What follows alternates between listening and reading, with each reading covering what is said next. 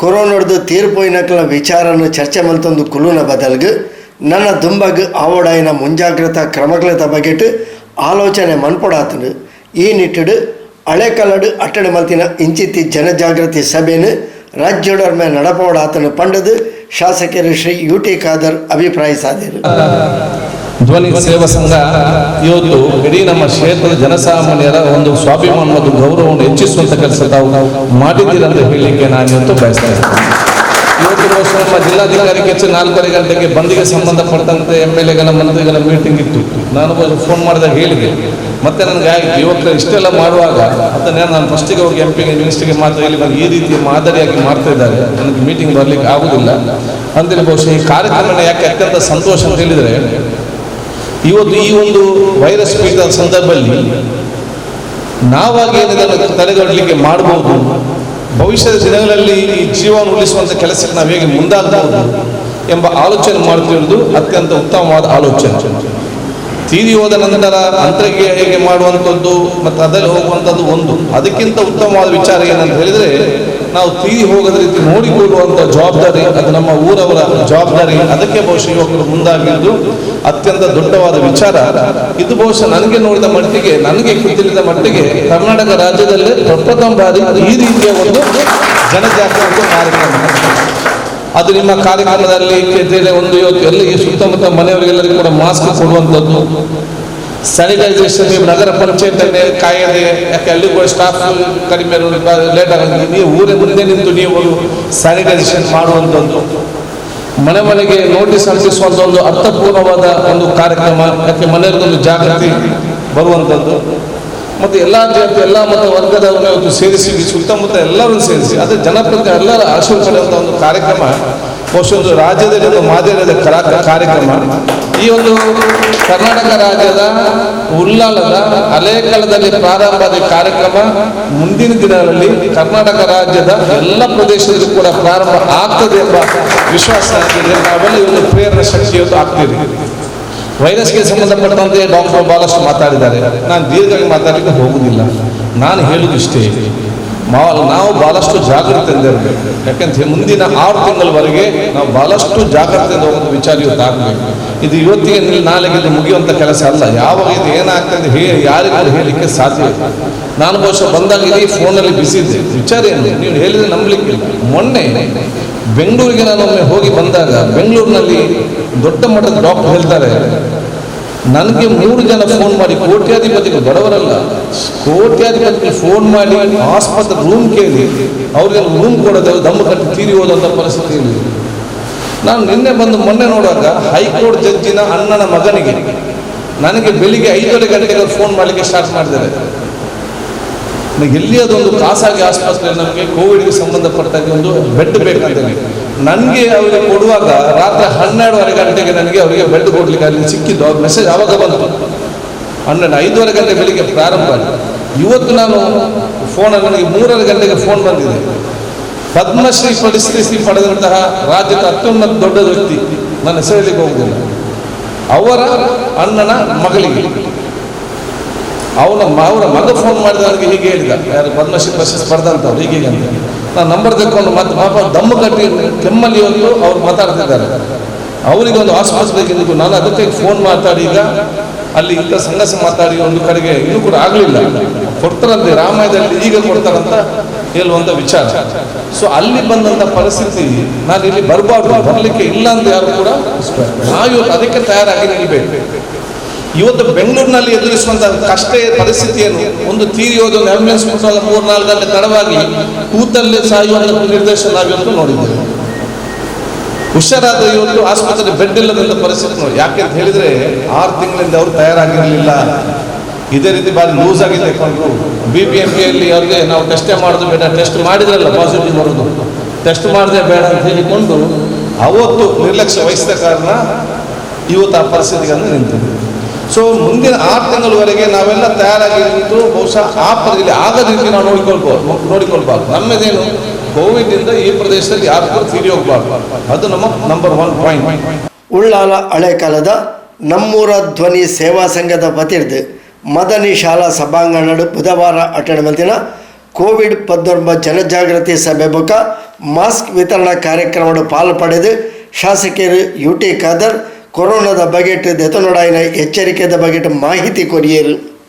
Positive ಬಂದ ತಕ್ಷಣ tension ಮಾಡಬೇಡಿ, ಅದ್ರಲ್ಲಿ ಏನು ಕೂಡ ಆಗೋದಿಲ್ಲ. ಅವರು ಕ್ವಾರಂಟೈನ್ ಆಗ್ತಾರೆ, ಬರ್ತಾರೆ, ಮತ್ತೆ ಹುಷಾರಾಗ್ತಾರೆ. ವೈರಸ್ ನನಗೆ ಬಂದ ತಕ್ಷಣ ನನಗೆ ರೋಗ ಉಂಟಂತ ಅರ್ಥ ಅಲ್ಲ. ವೈರಸ್ ಬಂದ ತಕ್ಷಣ ವೈರಸ್ ಇದೆ, ಅದು 10 ದಿವಸದಲ್ಲಿ ರೋಗವಾಗಿ ಪರಿವರ್ತನೆ ಆಗ್ತದೆ ಇಲ್ಲ ಅಂತೇಳಿ ನನಗೆ ಕೆಮ್ಮು, ಜ್ವರ, ದಮ್ಮು ಕಟ್ಟುವಂಥ ಪ್ರಾರಂಭ 10 ದಿವಸದಲ್ಲಿ ಆಗ್ತಾ ಇಲ್ಲ ಅಂತ ಗೊತ್ತಾಗ್ತದೆ. ಅದಕ್ಕಾಗಿ ನಮ್ಮನ್ನು ಸಪ್ರೇಟ್ ಇಡ್ತಾರೆ. ನಾವು ಸಪ್ರೇಟ್ ಆಗಿ ಅಂತ ಹೇಳಿದ್ರೆ ನನಗೆ ವೈರಸ್ ಇತ್ತು, ನಾನು ಮನೆಯವರಿಗೆ ಕೊಟ್ಟರೆ ಅವ್ರು ನಾಳೆ ಡೇಂಜರ್ಗೆ ವಯಸ್ಸಾದವರು ಆಗುವಂಥ ವಿಚಾರ ಆಗ್ತದೆ. ಸೊ ನಾವು ಇದನ್ನು ಭಾಳ ಸ್ಪಷ್ಟತೆಯಿಂದ ಇರಬೇಕು.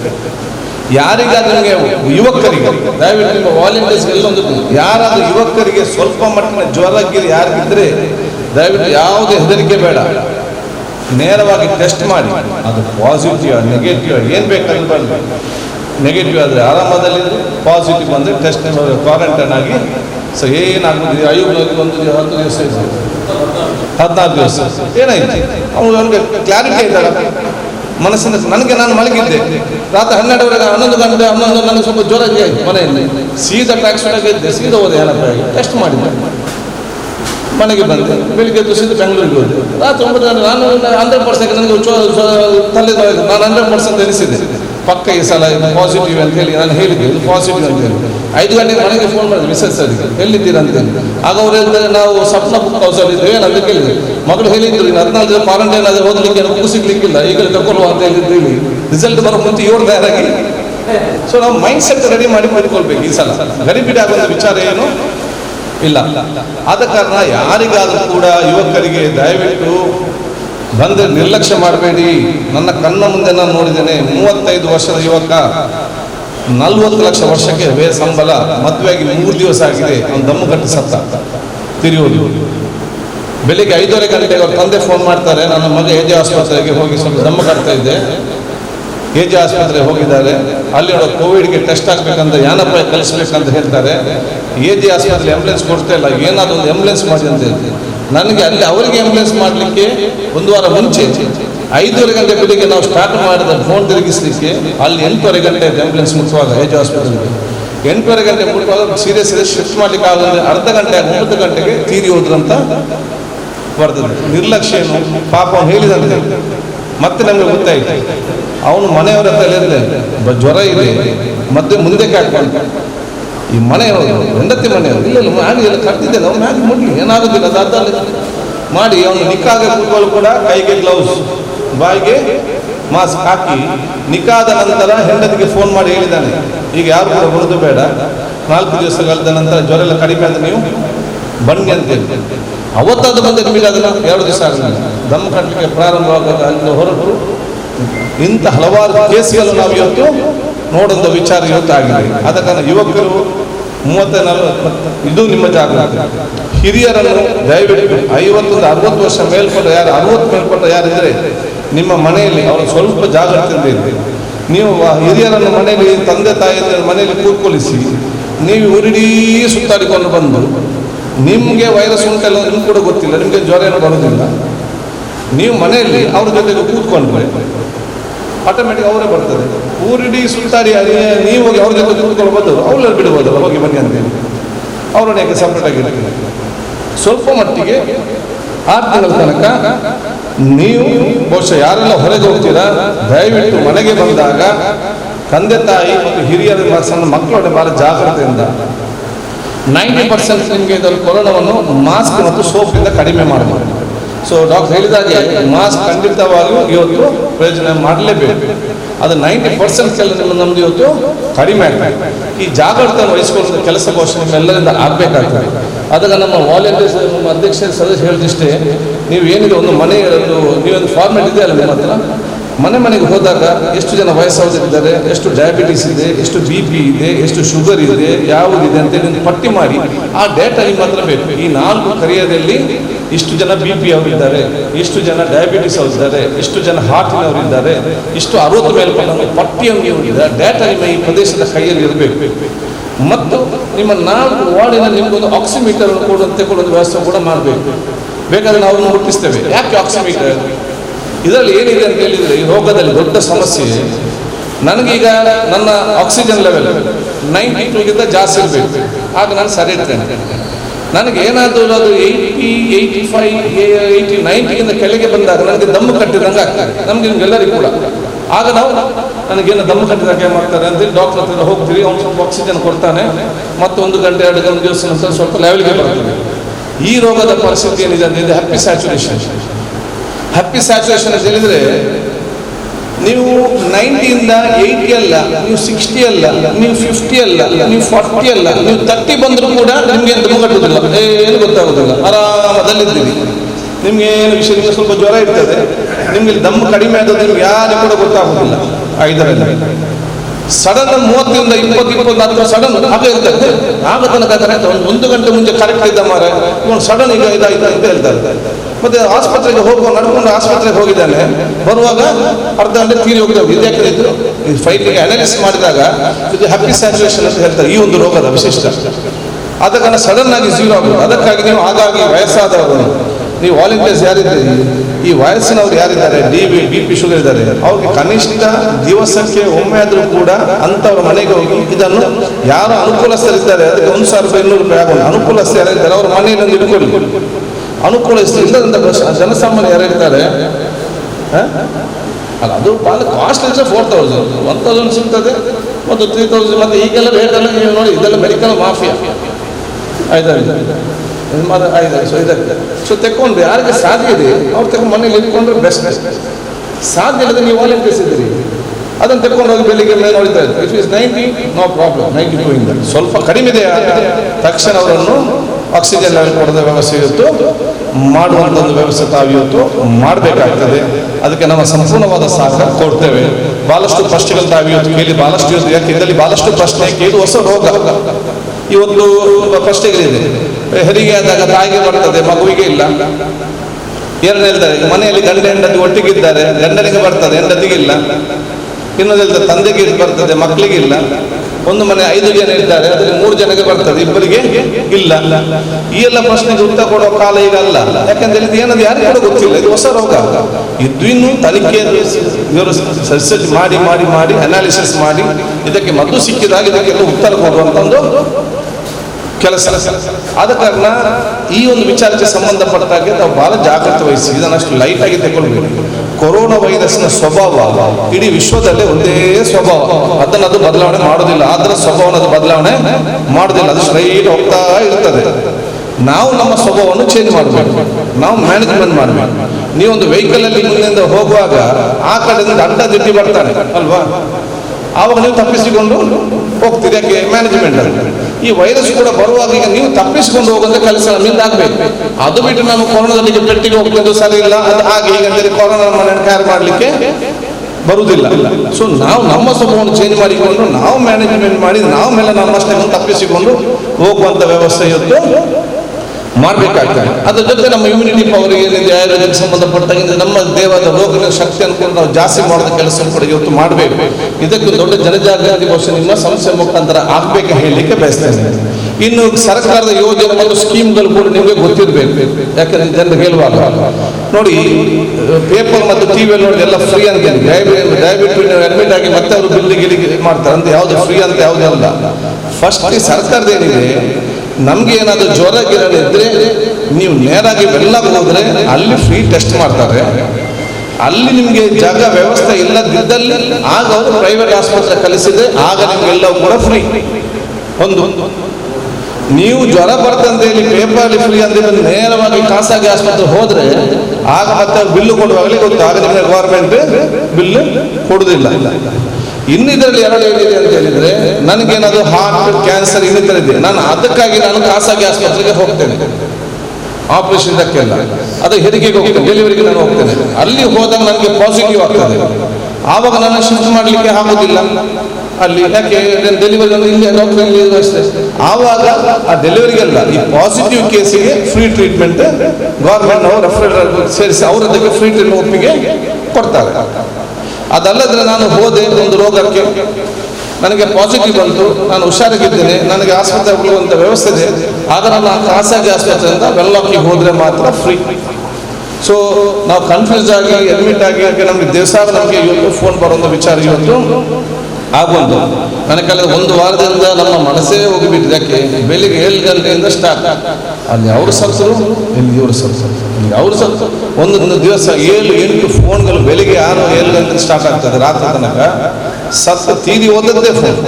ಇವತ್ತು 3 ಕಡಿಮೆ, ಮೊನ್ನೆಲ್ಲ 7-8 ಒಂದು ಫೋನ್ ಕೆಟ್ಟು ಅಲ್ಲಿ ವ್ಯವಸ್ಥೆ ಮಾಡಿ, ಅಲ್ಲಿಗೆ ಫೋನ್ ಮಾಡಿ, ತಹಸೀಲ್ ಫೋನ್ ಮಾಡಿ, ಆಂಬ್ಯುಲೆನ್ಸ್ ಎಲ್ಲ ಫೋನ್ ಮಾಡಿ ರೆಡಿ ಮಾಡಿ ಆಗುವಾಗ ಇನ್ನೊಂದು ಫೋನ್ ಇಲ್ಲಿ ತೀರಿ ಹೋದ್ರಂತೆ. ಅಲ್ಲಿದು ಮಾತಾಡಿ ಅಲ್ಲಿಗೆ ವ್ಯವಸ್ಥೆ ಮಾಡಿ ಅವರ ಮನೆಯವರಿಗೆ ಮಾತಾಡಿದಾಗ ಇನ್ನೊಂದು ಫೋನ್. ಸೊ ದಿವಸಕ್ಕೆ 7 ಈಗ ಒಂದು ದಿವಸ. ಇನ್ನು ನನಗೆ ಗೊತ್ತಿಲ್ಲ 2-3 ತಿಂಗಳು ಹೋದಂಥ ಪರಿಸ್ಥಿತಿ ಇವತ್ತು ಏನು ಆಗ್ತದಂತೇಳಿ ಇವತ್ತು ನಮಗೆ ಹೇಳಲಿಕ್ಕೆ ಇವತ್ತು ಸಾಧ್ಯ ಇಲ್ಲ. ಅದಕ್ಕಾಗಿ ನಿಮ್ಮೊಂದು ಮಾದರಿ ಕಾರ್ಯಕ್ರಮ ಇಡೀ ನಮ್ಮ ಕ್ಷೇತ್ರದ ಎಲ್ಲ ಕಡೆ ಇವತ್ತು ಈ ರೀತಿ ಆಗುವಂಥ ಕೆಲಸ ಇವತ್ತು ಆಗಬೇಕು. ಒಂದು ಎರಡನೇದು, ಇಡೀ ರಾಜ್ಯಕ್ಕೆ ಇದು ಮುಟ್ಟುವಂಥ ವ್ಯವಸ್ಥೆ ಕೂಡ ಖಂಡಿತವಾಗಿಲ್ಲ. ಇದರಿಂದ ಇವತ್ತು ಕಡಿತಗೊಳಿಸಲಿಕ್ಕೆ ನಮ್ಮ ಖಂಡಿತವಾಗಿ ಆಗುವಂಥ ವಿಚಾರ ಇವತ್ತು ಆಗುವಂಥ. ಮತ್ತೆ ಯಾವುದೇ ವಾಟ್ಸಪ್ಗೆ ಯಾವುದೇ ವಿಚಾರಕ್ಕೆ ದಯವಿಟ್ಟು ಇವತ್ತು ಕಿವಿ ಕೊಡಲಿಕ್ಕೆ ಹೋಗಬೇಡಿ. ಕೆಲವು ನನಗೆ ಅಲ್ಲಿ ನೋಡಿ ಸುಮ್ಮನೆ ಅಲ್ಲಿ ಬೇರೆ 100 ಕೆಲಸ ಇದೆ ಡಾಕ್ಟರ್ಗಳಿಗೆ, ಇದಕ್ಕೆ ಸುಮ್ಮನೆ ನಮ್ಮ ಮತ್ತು ಇಲ್ಲಿ ಎಲ್ಲ ಜಾತಿ ಎಲ್ಲ ಪೇಷಂಟಲ್ಲಿ ಇರುವಂಥದ್ದು. ನಮ್ಗೇನೋ ಸಂಶಯ ಇದ್ರೆ ನೀವು ಕೇಳಿದಾಗ ಡಿಸಿಪ್ಲಿನ್ ಹೋಗಿ ಕೂತ್ಕೊಂಡು ಕೆಲವೊಂದು ವ್ಯವಸ್ಥೆ ಇವತ್ತು ಆಗುವಂಥ. ಯಾಕಂದ್ರೆ ಈಗ ಕೆಲವು ಡಾಕ್ಟರ್ಗಳು ಕೆಲಸ ಮಾಡಲಿಕ್ಕಿದ್ದಾರೆ. ಡಾಕ್ಟರ್ಗಳಿಗೆ ನೋಡಿ, ಡಾಕ್ಟರ್ಗಳಿಗೆ ಇವತ್ತು ತೀರಿ ಹೋಗಿದ್ದಾರೆ, ಡಾಕ್ಟರ್ಗಳಿಗೆ ಇವತ್ತು ಪಾಸಿಟಿವ್ ಆಗಿ ಸೀರಿಯಸ್ ಇದ್ದಾರೆ. ಡಾಕ್ಟರ್ಗಳ ತಂದೆ ತಾಯಿಯನ್ನು ಉಳಿಸಲಿಕ್ಕೆ ಇವತ್ತು ಆಗಲಿಲ್ಲ. IAS ಅಧಿಕಾರಿಗಳೇ ಇವರಲ್ಲಿ ತೀರಿ ಹೋಗಿದ್ದಾರೆ.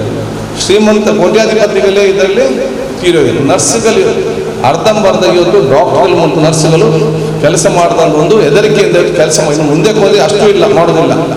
ನಾನು ಬೆಂಗಳೂರು HBS ಹಾಸ್ಪಿಟಲ್ ಹೋದೆ. ಇಡೀ ಫ್ಲೋರ್ ನಮ್ಮ ಇವರು ವಿಪ್ರದವರು ICU ಎಲ್ಲ ಮಾಡಿಕೊಟ್ಟಿದ್ದಾರೆ. ಅವ್ನು ಕರ್ಕೊಂಡೋಗಿ ಹೇಳಿದ್ರು, ಡಾಕ್ಟರ್ ಮತ್ತಿನ ಹೇಳಿದ್ರು, ಎಂತ ಮಾಡೋದು, ಒಂದು ಡಾಕ್ಟರ್ ಇಲ್ಲ, ಒಂದು ನರ್ಸ್ ಇಲ್ಲ, ಒಂದು ಪೇಷಂಟ್ ಇಲ್ಲಿಗೆ ಹಾಕಲಿಕ್ಕೆ ಆಗಲಿಲ್ಲ. ನಾನು ಕೇರಳದಿಂದ ಡಬಲ್ ಸ್ಯಾಲರಿ ಕೊಟ್ಟು ತರುವಂಥ ವ್ಯವಸ್ಥೆ ಮಾಡೋದು ಕೇರಳದವ್ರು ಬಿಟ್ಟಿಲ್ಲ, ನಮಗೆ ಇಲ್ಲ, ನಿಮ್ಗೆ ಇದ್ದಂತೆ ಅವ್ರ ಕೇಳುವಂಥ ಪ್ರಶ್ನೆ. ಸೊ ಈಗ ಒಂದು ಸಿಸ್ಟಮ್ 3 months ಹೋದಂದ್ರೆ ಏನಾಗ್ತದೆ ಗೊತ್ತು. ಸೊ ಆ ICUಗೆ ಮುಟ್ಟುವಂಥ ಪರಿಸ್ಥಿತಿಯನ್ನು ನಾವು ನೋಡಬಾರ್ದು. ಅವತ್ತು ಅವಕಾಶ ಕೊಡದಂಥ ಪರಿಸ್ಥಿತಿ ನಾವು ಇವತ್ತು ಮಾಡಬೇಕಾಗಿ ಹೇಳಿಸಿ. ಯಾರೆಲ್ಲ ಇವತ್ತು ಹೆಲ್ತ್ ವರ್ಕರ್ಸ್ ಇದ್ದಾರೆ, ಅದು ನಿಮ್ಮ ಕಮಿಷನರ್ ಇರ್ದು ಎಲ್ಲ ನಮ್ಮ ಡ್ಯೂಟಿ ನೌಕರಿರಲಿ, ಡಾಕ್ಟರಿಂದ ನರ್ಸಸ್ ತಳಮಟ್ಟದ ಆಶಾ ವರ್ಕರ್ಸ್ ಇರಲಿ, ರೆವೆನ್ಯೂ ಡಿಪಾರ್ಟ್ಮೆಂಟ್ ಇರಲಿ, ಪೊಲೀಸ್ ಡಿಪಾರ್ಟ್ಮೆಂಟ್ ಇರಲಿ, ಯಾರು ಇವತ್ತು ಫೀಲ್ಡಲ್ಲಿ ಕೆಲಸ ಮಾಡ್ತಾರೆ ಅವರಿಗೆ ಆತ್ಮಸ್ಥೈರ್ಯ ಕೊಡುವಂಥ ಕೆಲಸ ಇವತ್ತು ಸರ್ವರ್ ಕೂಡ ಮಾಡಬೇಕಂತ ಹೇಳಲಿಕ್ಕೆ ಬಯಸ್ತಾ ಇದ್ದಾರೆ. ನಾಳೆ ಏನಾದ್ರು ನಾವು ಅವರ ಮೇಲೆ ವಿಶ್ವಾಸ ಇಲ್ಲದಿದ್ರೆ, ಇವರಿಗೆ ವಿಶ್ವಾಸ ಇಲ್ಲ, ನಾವೇಕೆ ಸುಮ್ಮನೆ ಕೂತ್ಕೊಂಡು ಕೈ ಬಿಟ್ಟು ಕೂತ್ಕೊಂಡ್ರೆ ನಮ್ಮ ಪರಿಸ್ಥಿತಿ 1 ತಿಂಗಳು ಯಾರು ನಮಗೆ ಬೇರೆ ಮಾಡ್ಲಿಕ್ಕೆ ಆಗ್ತದಾ, ನಾವು ಹೋಗಿ ಮಾಡ್ಲಿಕ್ಕೆ ಆಗ್ತದಾ, ಯಾರು ಕೂಡ ಮಾಡ್ಲಿಕ್ಕೆ ಸಹ ಪರಿಸ್ಥಿತಿ ಅಂತ.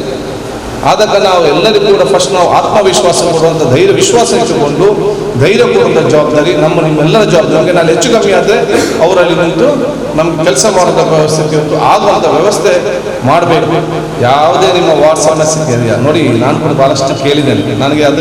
ನನಗೆ ಇವರ ವೈರಸ್ಗಿಂತ ನನಗೆ ಕೊರೋನಾ ವೈರಸ್ ಮುಖ್ಯ. ಈ ವೈರಸ್ಸನ್ನು ಮತ್ತೆ ನಾವು ನೋಡಿಕೊಳ್ಬೇಕು. ಅದಕ್ಕಾಗಿ ನಾವು ಅದಕ್ಕೆ ಜಾಸ್ತಿ ಉತ್ತರ ಕೊಡಲಿಕ್ಕೆ ಹೋಗಲಿಲ್ಲ. ಇಲ್ಲ ಸಲ್ಲದಂಥ ವಿಚಾರಗಳು. ನಾನೀಗ ಪ್ರತಿಪಕ್ಷದಲ್ಲಿದ್ದೇನೆ, ನಮಗೆ ಏನಿದೆ ಮಾಫಿಯಾ ಗೀಫಿಯಾ ನಮಗೇನಾಗಲಿಕ್ಕೆ ಸಾಧ್ಯ? ಆಡಳಿತ ನಡೆಸುವವರು ಅವರು ಇದಕ್ಕೆ ಸಂಬಂಧಪಟ್ಟಾಗ. ಅದಕ್ಕೆ ಆದರೂ ಕೂಡ ಏನೇ ಬೇಡದ ವಿಚಾರ ವಾಟ್ಸಪ್ ಮಾಡಿದ್ರು ಕೂಡ ನಾನು ಅದಕ್ಕೆ ಮಹತ್ವ ಕೂಡ ಕೊಡಲಿಕ್ಕೆ ಹೋಗಲಿಲ್ಲ. ಮತ್ತು ಯಾರು ಅವರ ಬಗ್ಗೆ ಕಂಪ್ಲೇಂಟ್ ಕೊಡಿ ಅಂತೇಳಿ ಅವರಿಗೂ ಬೇಡ ಅಂತ ಕೂಡ ನಾನು ಕೂಡ ಹೇಳಿದ್ದೇನೆ. ಅದಕ್ಕೆ ಟೈಮ್ ಇದೆ, ಆಗ ನಾನು ನೋಡ್ಕೊಳ್ತೇನೆ ಅಂತೇಳಿ. ಇದು ನನಗೆ ಒಂದು ಮುಖ್ಯವಾದಂಥ ವಿಚಾರ ಗೊತ್ತಾಗ್ತದೆ. ನಾವು ಇಷ್ಟಕ್ಕೆ ಸೀಮಿತಗೊಳಿಸುವಂಥ ಕೆಲಸ ಮಾಡಿಕೊಂಡು ನಾವು ಹೋಗುವಂಥ ವ್ಯವಸ್ಥೆ ನಾವು ಮಾಡುವ. ಮತ್ತು ಹಿಂದಿನಾಗಿ ತಕ್ಷಣ ಟ್ರೀಟ್ಮೆಂಟ್ ಅದೆಲ್ಲ ಆಗುವುದಿಲ್ಲ. ಈಗ ಸ್ವಲ್ಪ ಕಾಯಬೇಕಾಗ್ತದೆ. ಅವ್ರು ಹೇಳಿದ್ರು, ಈಗ ಡಾಕ್ಟ್ರು ಅಲ್ಲೇ ಕೂತ್ಕೊಳ್ತಾರೆ, ನೀವು ಜ್ವರ ಅಂತ ಹೇಳಿದರೆ ಜ್ವರವ ಏನಿದೆ ಆಯ್ತು ಅಲ್ಲೇ ಮತ್ತೆ ನಿಮ್ಮನ್ನು ಟೆಸ್ಟ್ ಮಾಡೋದಿಲ್ಲ, ಮುಟ್ಟುವುದಿಲ್ಲ, ಇಷ್ಟೇ ದೂರದಿಂದ ಹೋಗುವಂಥ. ಕೊರೋನಾ ಪನ್ಪಿನವು ಆರೋಗ್ಯ ಸಮಸ್ಯೆನೇ ಹೊರತು ಅಪರಾಧ ಅತ್ತು ಸೋಂಕಿತರನ್ನ ಮಿತ್ತು ಒವೇ ರೀತಿಯ ಪ್ರಕರಣ ದಾಖಲು ಮಲ್ಪಲೇಕ ಇಂಜಿ ಇಂದನ್ನು ತೆರಿದು ಮಾತೆರಲ ಜ್ವರ ಬತ್ತಿ ಕೂಡಲೇ ಕೊರೋನಾ ಪರೀಕ್ಷೆ ನಡಪಾಂಡ ಸೂಕ್ತ ಚಿಕಿತ್ಸೆ ಒದಗಿಸಾರ ಸಾಧ್ಯ ಪಂಡದು UT ಖಾದರ್ ಮಾಹಿತಿ ಕೊರಿಯರು. ನೀವು ಕಮಿಷನರ್ ಹೋದ್ರೆ ಅವರು ಕೂಡ 3 ಫೀಟ್ ದೂರ ಹೋಗ್ತಾರೆ, ಕೂಡ 3 ದಿನದ್ದು ಮಾತಾಡ್ತಾರೆ. ಸಿಸ್ಟಮ್ ಇವತ್ತು ಆ ಪರಿಸ್ಥಿತಿಯಲ್ಲಿದೆ. ಬೇರೆ ವಿಚಾರ. ಸೊ ನಾನು ದೀರ್ಘವಾಗಿ ಮಾತಾಡಿದೆ. ಈ ಒಂದು ಅಧ್ಯಕ್ಷರನ್ನು, ನಿಮ್ಮ ಸಂಘದ ಸರ್ವ ಸದಸ್ಯರನ್ನು ಮತ್ತು ಎಲ್ಲ ನಾನು ಅಭಿನಂದಿಸಿಕೊಂಡು ನೀವು ಸ್ಟಾರ್ಟ್ ಮಾಡಿದ್ದೀರಿ. ದಯವಿಟ್ಟು ಮುಂದಿನ 6 ತಿಂಗಳವರೆಗೆ ಇದನ್ನು ಬಹಳ ಸಿಸ್ಟಮ್ಯಾಟಿಕ್ ಆಗಿ ಗಡಿಬಿಡಿ ಏನು ಮಾಡಬೇಕು, ಸಿಸ್ಟಮ್ಯಾಟಿಕ್ ಆಗಿ ತಗೊಂಡು ಹೋಗಿ. ಇಷ್ಟೇ ವಿಚಾರ ಎಲ್ಲ ಮನೆಗಳು ಜನಜಾಗೃತಿ ಮೂಡಿಸುವಂಥದ್ದು. 60 ವರ್ಷಗಳ ಫಾರ್ಮೆಟ್ ಕೊಡ್ತಾರೆ, ಅದನ್ನು ಫಿಲ್ ಮಾಡಿ ನೋಡುವಂಥದ್ದು. ನಿಮಗೆ ಆಕ್ಸಿಮೀಟರ್ ಬೇಕಾದ್ರೆ ನಾವು ಕೊಡ್ತೇವಲ್ಲ, ಆಕ್ಸಿಮೀಟರ್ ಕೂಡ ನಾವು ಮುಟ್ಟಿಸ್ತೇವೆ. ಯಾರು ಶ್ರೀಮಂತರಿಂದ ಅವರು ತಗೊಳ್ಳಿಕ್ಕೆ ಇಲ್ಲಿ, ಆಗ ನಿಮ್ಮ ಮನೆಗಳು ಕಮ್ಮಿ ಬರ್ತದೆ. ಯಾರು ಇಲ್ಲ ಪಟ್ಟಿ ಮಾಡಿ ನೀವು ಅಟ್ಲೀಸ್ಟ್ 1-2 ಸಲ ಹೋಗಿ ಆಕ್ಸಿಮೀಟರ್ ನೋಡಿ. 80% ಕಡಿಮೆ ಇದೆಯಾ, ತಕ್ಷಣ ಆ್ಯಂಬುಲೆನ್ಸ್ಗೆ ಫೋನ್ ಮಾಡಿ. ಆ್ಯಂಬುಲೆನ್ಸ್ ಮಾಡಿದ ತಕ್ಷಣ ಪ್ರೈವೇಟ್ ಗೌರ್ಮೆಂಟ್ ಹಾಸ್ಪಿಟಲ್ ಫೋನ್ ಮಾಡಿ ಎಲ್ಲಿ ಬೆಡ್ ಇದೆ ಅಂತ ನೋಡಿ ಅಲ್ಲಿಗೆ ಕಲಿಸಿಬಿಟ್ಟು ಎಲ್ಲ ಕೂಡ ಇಲ್ಲದೇನಾಗ್ತದೆ, ಇವರು ಸುತ್ತು. ಅದಕ್ಕೆ ನಾನು ಕೂಡ ಹೆಲ್ಪ್ ನಿಮಗೆಲ್ಲ ಕೋಆರ್ಡಿನೇಟ್ ಮಾಡಲಿಕ್ಕೆ, ನಿಮಗೆ ಹೆಲ್ಪ್ ಮಾಡಲಿಕ್ಕೆ ನಾವು ಕೂಡ ಒಂದು ಉಲ್ಲಾಲ ಹೆಲ್ಪ್ ಲೈನ್ ಅಂತ ನಾವು ಪ್ರಾರಂಭ ಮಾಡಿ ಅಲ್ಲಿ ಆಂಬ್ಯುಲೆನ್ಸ್ ವ್ಯವಸ್ಥೆ, ಇನ್ನಿತ ವ್ಯವಸ್ಥೆ ಕೂಡ ನಾವು ಇವತ್ತು ಅಲ್ಲ ನೀವು ಅಲ್ಲಿ ಮಾಡಿದ್ವಿ, ನಾವು ಸಪ್ರೇಟಾಗಿ ಅದು ಮಾಡ್ತಾ ಇದ್ದೇವೆ. ಇದಕ್ಕೆ ಸಿಸ್ಟಮ್ ನೀವು ಇದಕ್ಕೆ ಕೋಆರ್ಡಿನೇಟ್ ಮಾಡಲಿಕ್ಕೆ ಒಂದು ಸಿಸ್ಟಮ್ಯಾಟಿಕ್ ಆಗಿ ಮಾಡಿಕೊಂಡು ಆಂಬ್ಯುಲೆನ್ಸ್ನ ವ್ಯವಸ್ಥೆ ಕೂಡ ಇವತ್ತು ಮಾಡುವಂಥ ವ್ಯವಸ್ಥೆ ಕೂಡ ನಾವು ಇವತ್ತು ಮಾಡ್ತೇವೆ.